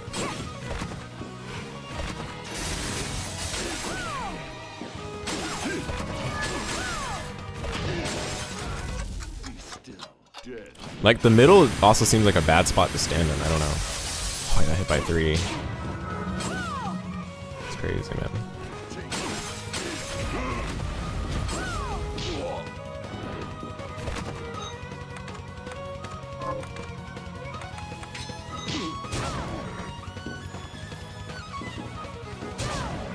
No, he dodged it.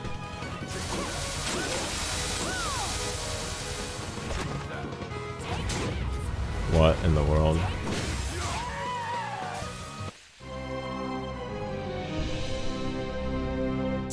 Yeah. So for the shards, you just can't stand in the middle. If you stand in the middle, then you just get obliterated, right? There's no way you're gonna block all of them with the directed shield. Dude, I'm just kind of sad that there's not a real way to dodge that attack. Like, do the devs really want you to have specific shards to beat him? I get he's a secret boss, so you're expected to have high gear by then, but Return what you it's not very satisfying to hear that, like, you know, oh, you have to have this gear, otherwise, yeah, you're gonna get hit from this no matter what. Dude, anti-air backdash is insane. Anti-air backdash is just insane, man. Yeah, you literally cannot be in the middle, otherwise I don't think it's dodgeable.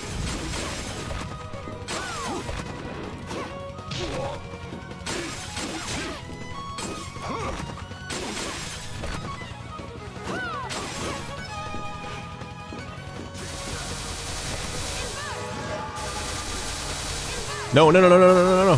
Okay, we're good. Wait, no, we're not good. You can try inverting and crouch at the corners, but that changes the other parts of the fight. So he does completely different attacks if you invert.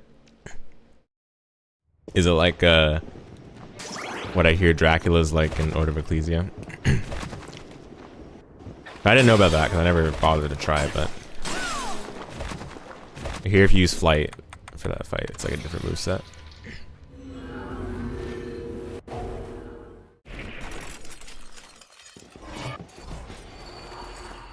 Dude, like, yeah, I don't know. I don't like it. He jumps way more often at you, like slot machine fight. Ah, okay. Yeah. Let's see. Oh, we opened with this. That's just peak, dude. Excellent. Stop backdashing.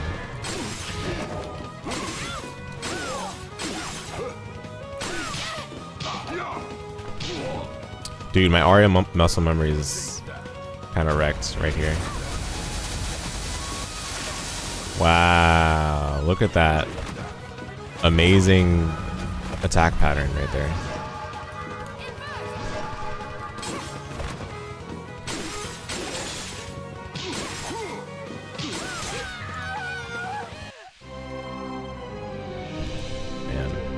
Dude, that it's so discouraging that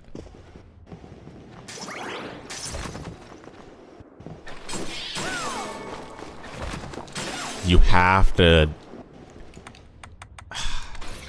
Okay, I'm gonna try the invert and crouch, dude. I don't want to believe that you have to block the damage, that you can't dodge it somehow, because that's what's disappointing me.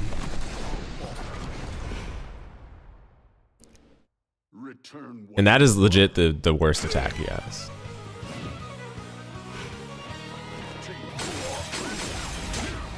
Ow.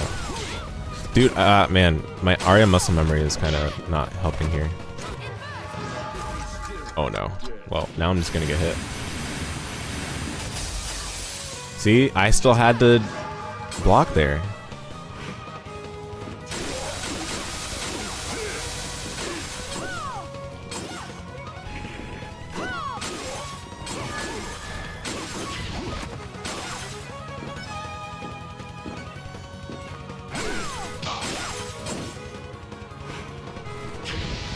Accelerator helps so much for this fight, though, for sure.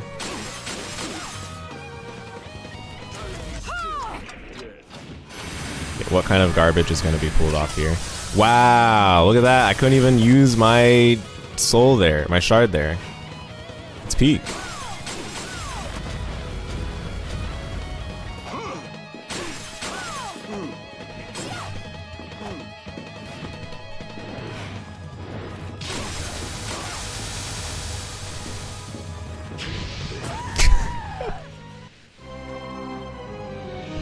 Sorry, you meant just fighting him inverted throughout because he always has two sets of shards set up there.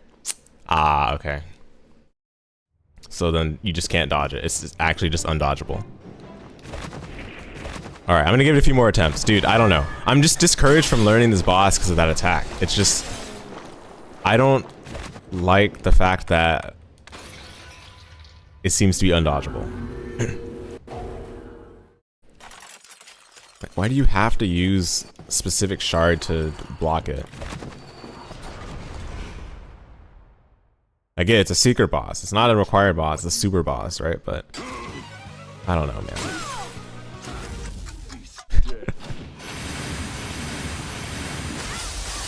Wow.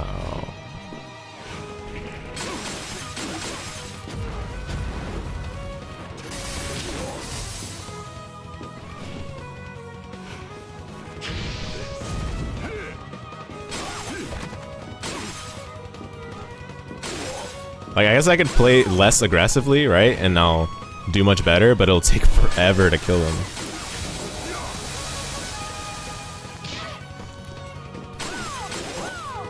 Oh no, and now, see, you took my spot in the corner that I was nearest to, and now I'm in a really bad spot, yeah. Oh my goodness. Okay, this is just nonsense, man. Like, how was I supposed to dodge that without invert? In that situation. Oh, that was close. Wow.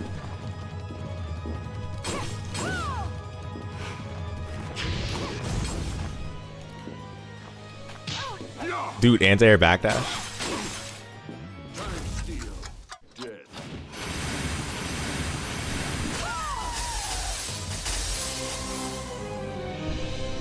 Upgrade my dimensional shift reflector rate for those extra iframes. Yeah.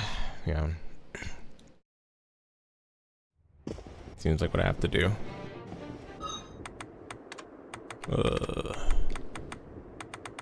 I mean, at least dimension shift's a progression ability, so I'm more okay with that, but I'm still not very happy with it, you know?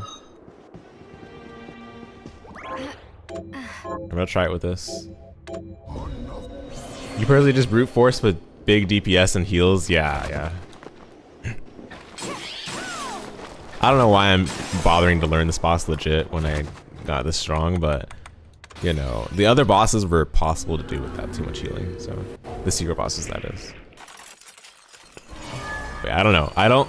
Dude, like, this boss was about to be so cool, but this one attack is actually just ruining the entirety of his boss moveset.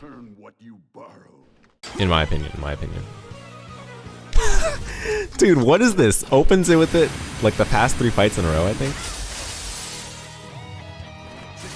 Wait, what? So I couldn't use it.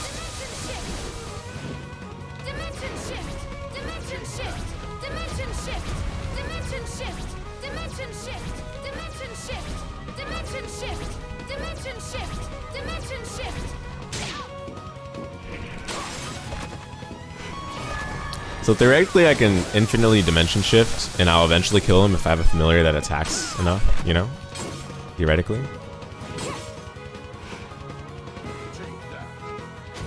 Wow. Nope.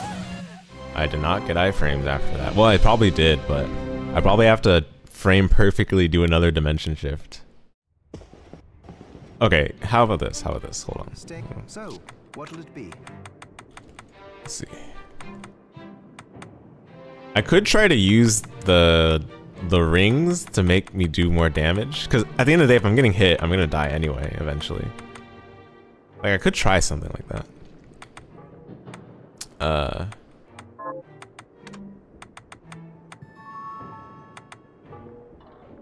Longer invincibility while warping. I'll go with this. I'll go with this.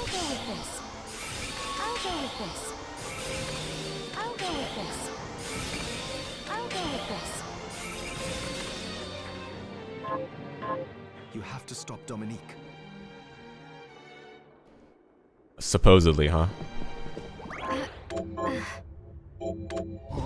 Those iframes through all the shards.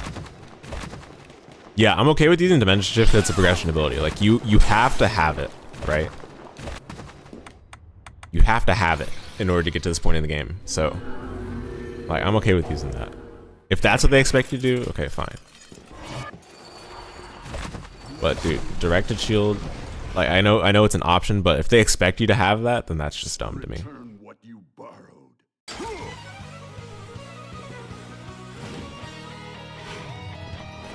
that.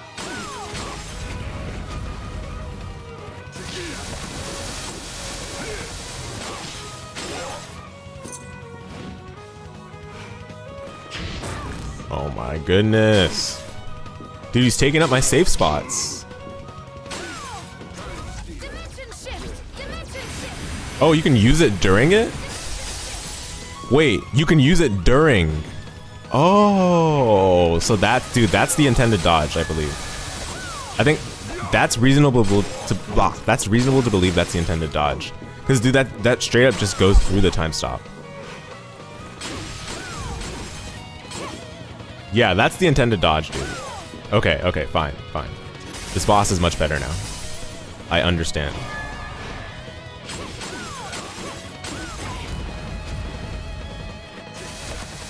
It makes a lot more sense anyway, because you would have dimension shift at this point.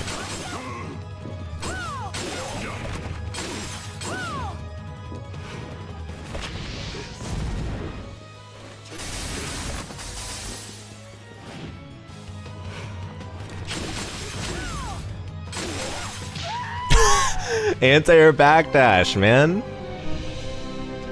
Okay, got it. So just dimension shift, because it goes through the time stop and you're literally infinite iframes, so. Alright. We can do this. In fact, you know what? Let me see how much damage I'm getting from the wrist ring. Let's see.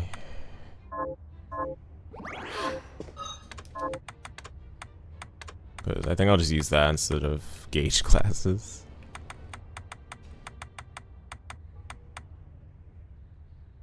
Dude, I'm not getting that much more. But at the end of the day, if I'm getting hit that much, I'm dying anyway, right? Like, that's my thought process right now. You see?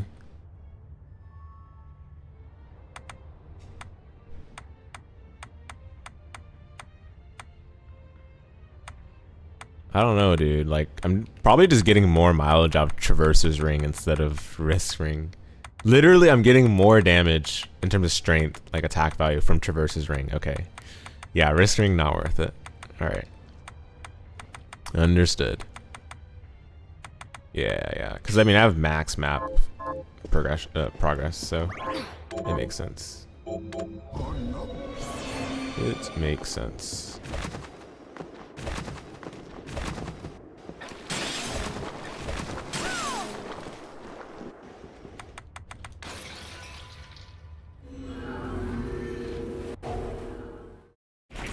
Wait, should I just... Nah, I can't anyway. Yeah, if I'm equipping this, then I have to do this boss fight before I'd go to the save room on the other side. Okay. So let's do it.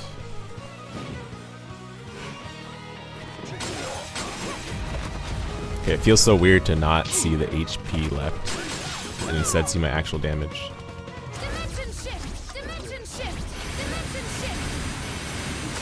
Wait, what? Okay, it didn't work the whole time there. Maybe because I have to aim it.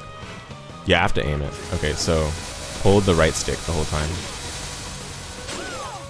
Yeah, so his AI is programmed where if you're within range of where his backstep would end up, then he uses backstep to deal contact damage too. That's what it seems like. Dude, dimension shift. Okay. Oh my goodness, my dimension shift. So maybe I'm just bad at right analog because it just wasn't coming out there. So note to self. Okay, let me see this right now actually. Can I just hold this? No, it has to be on screen. Oh, that sucks. So I can't even like hold it in the same direction. I have to keep alternating. Which is annoying because it's map to right analog, dude. Dimension shift. It's like the game knows I'm bad at analog. Dimension shift. Dimension shift. Dimension shift. Dimension shift. Dimension shift. Dimension shift. Dimension shift. Dimension shift. This is actually like Dimension shift. non-trivial, man. Chaining dimension shifts, because you do have to aim it. I'm not a right analog gamer, sadly.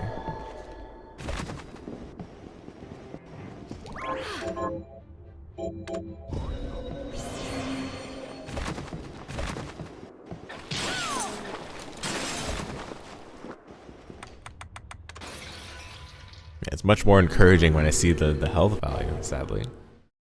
But I get much more damage by having this ring on. Okay. How about 3 more attempts? Because, dude, it's almost midnight. Return what you borrowed. 3 more attempts.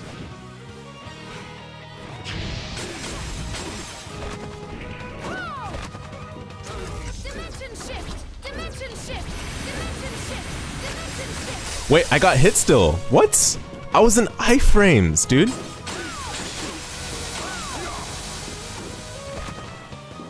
Wow. So this thing just detects whether you're in the zone of getting hit, and it just hits you if you're in the zone.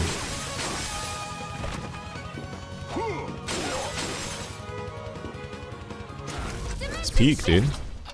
Dimension shift. Oh. Oh, that's just... It's just good. It's just good. Alright, well. 2 more attempts. You can't even rely on the iframes, because it doesn't matter. If you're in the... It like checks every frame if you're in the hitbox of it. Your iframes won't last long enough to get through that. Return what you borrowed. Return what you borrow.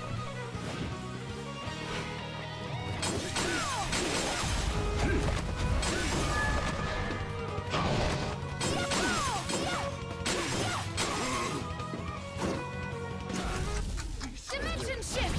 Dimension shift. Dimension shift. No.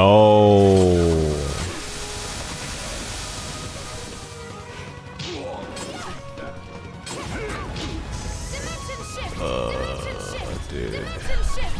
This is so tilting. I probably want to hug the sides and just dimension shift up and down. Okay. Dude, actually the most obnoxious attack in this whole moveset.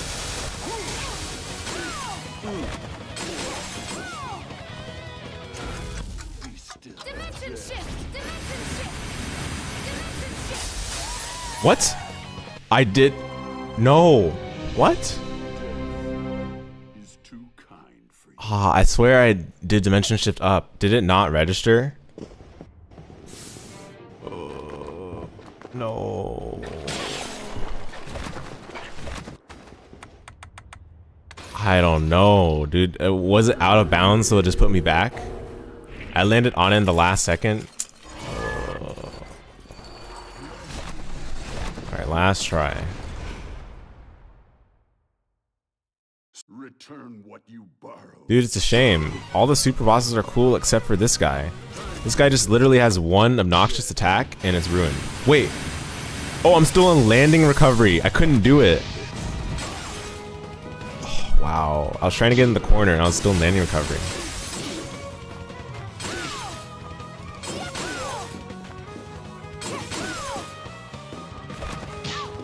Ow. That's so bad, dude.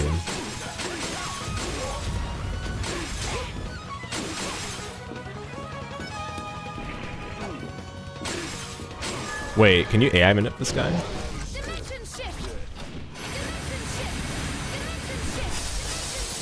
Okay, that worked. That's nice.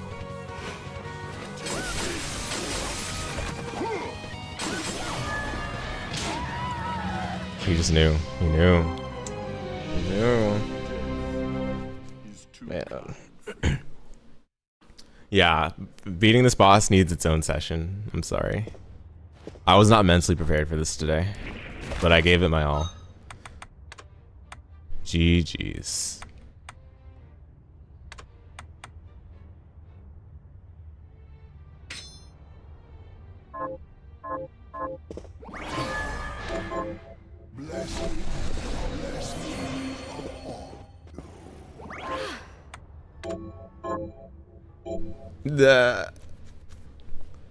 Yeah, I know, I'm a giver upper.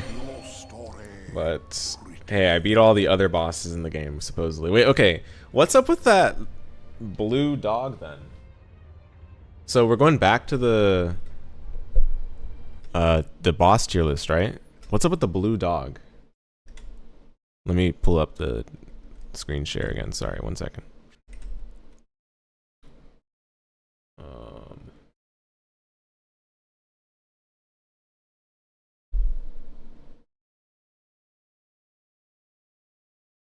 Where is it?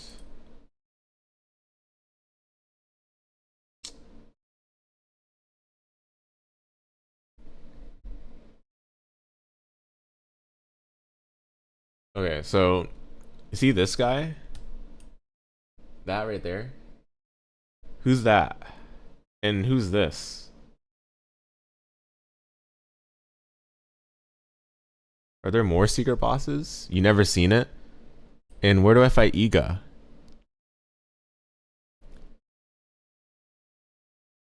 Is that like not in the game? Maybe it's like in New Game Plus or something. I don't know. Maybe there's more breakable walls that I haven't found. Iga's DLC. Oh, okay, okay. All right, fair enough. Oh, maybe those two are DLC. Okay, I see. All right. Well, if I had to rank the other three bosses we fought today, Millionaire's. What's it called? I forgot what this guy's called. Millionaire's Doom. Filler villain. I'd say he's filler villain. It's just a gimmick boss. What's this called? The Revenant. The Revenant goes in Reincarnation of Julius, and Odie goes in Reincarnation of Julius. Odie is Odie. Yeah, probably his own tier, to be honest, yeah. But I don't think he's... Dude, I'm not going to put him in $5.5 million boss. Yeah, he's probably his own tier. Dude, literally just that one attack. That's just... And dude, there's probably more attacks I haven't even seen. Because what if he has multiple phases? Whatever, we'll figure him out later. Because I do want to play the game more. But I was not thoroughly prepared today.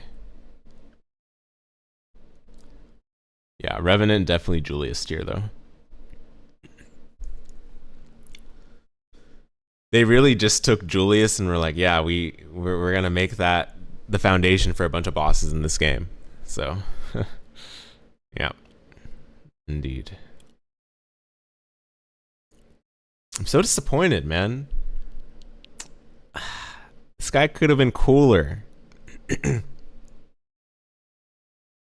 have been cooler. But yeah, Dimension Shift being the intended dodge is a relief. I'm glad that that's resolved. That's settled. It's just annoying still.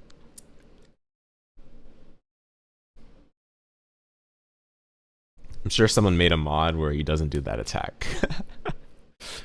So that people feel good about themselves for defeating OD. Salt Speak? Yes, I know it's Salt Speak. Of course, dude. It's gonna wear off and then I come back to it and it's gonna be free. That's how it always goes.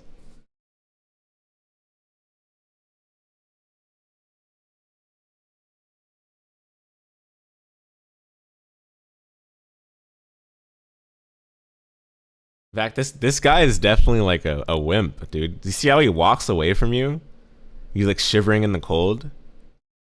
He's a wimp. He's a wannabe. He's a wannabe Alucard. He's not the real Alucard. He's a wimp. Return what you borrow. Return what you borrow. Return what you borrow, man. You're borrowing Alucard's attire. You return what you borrow.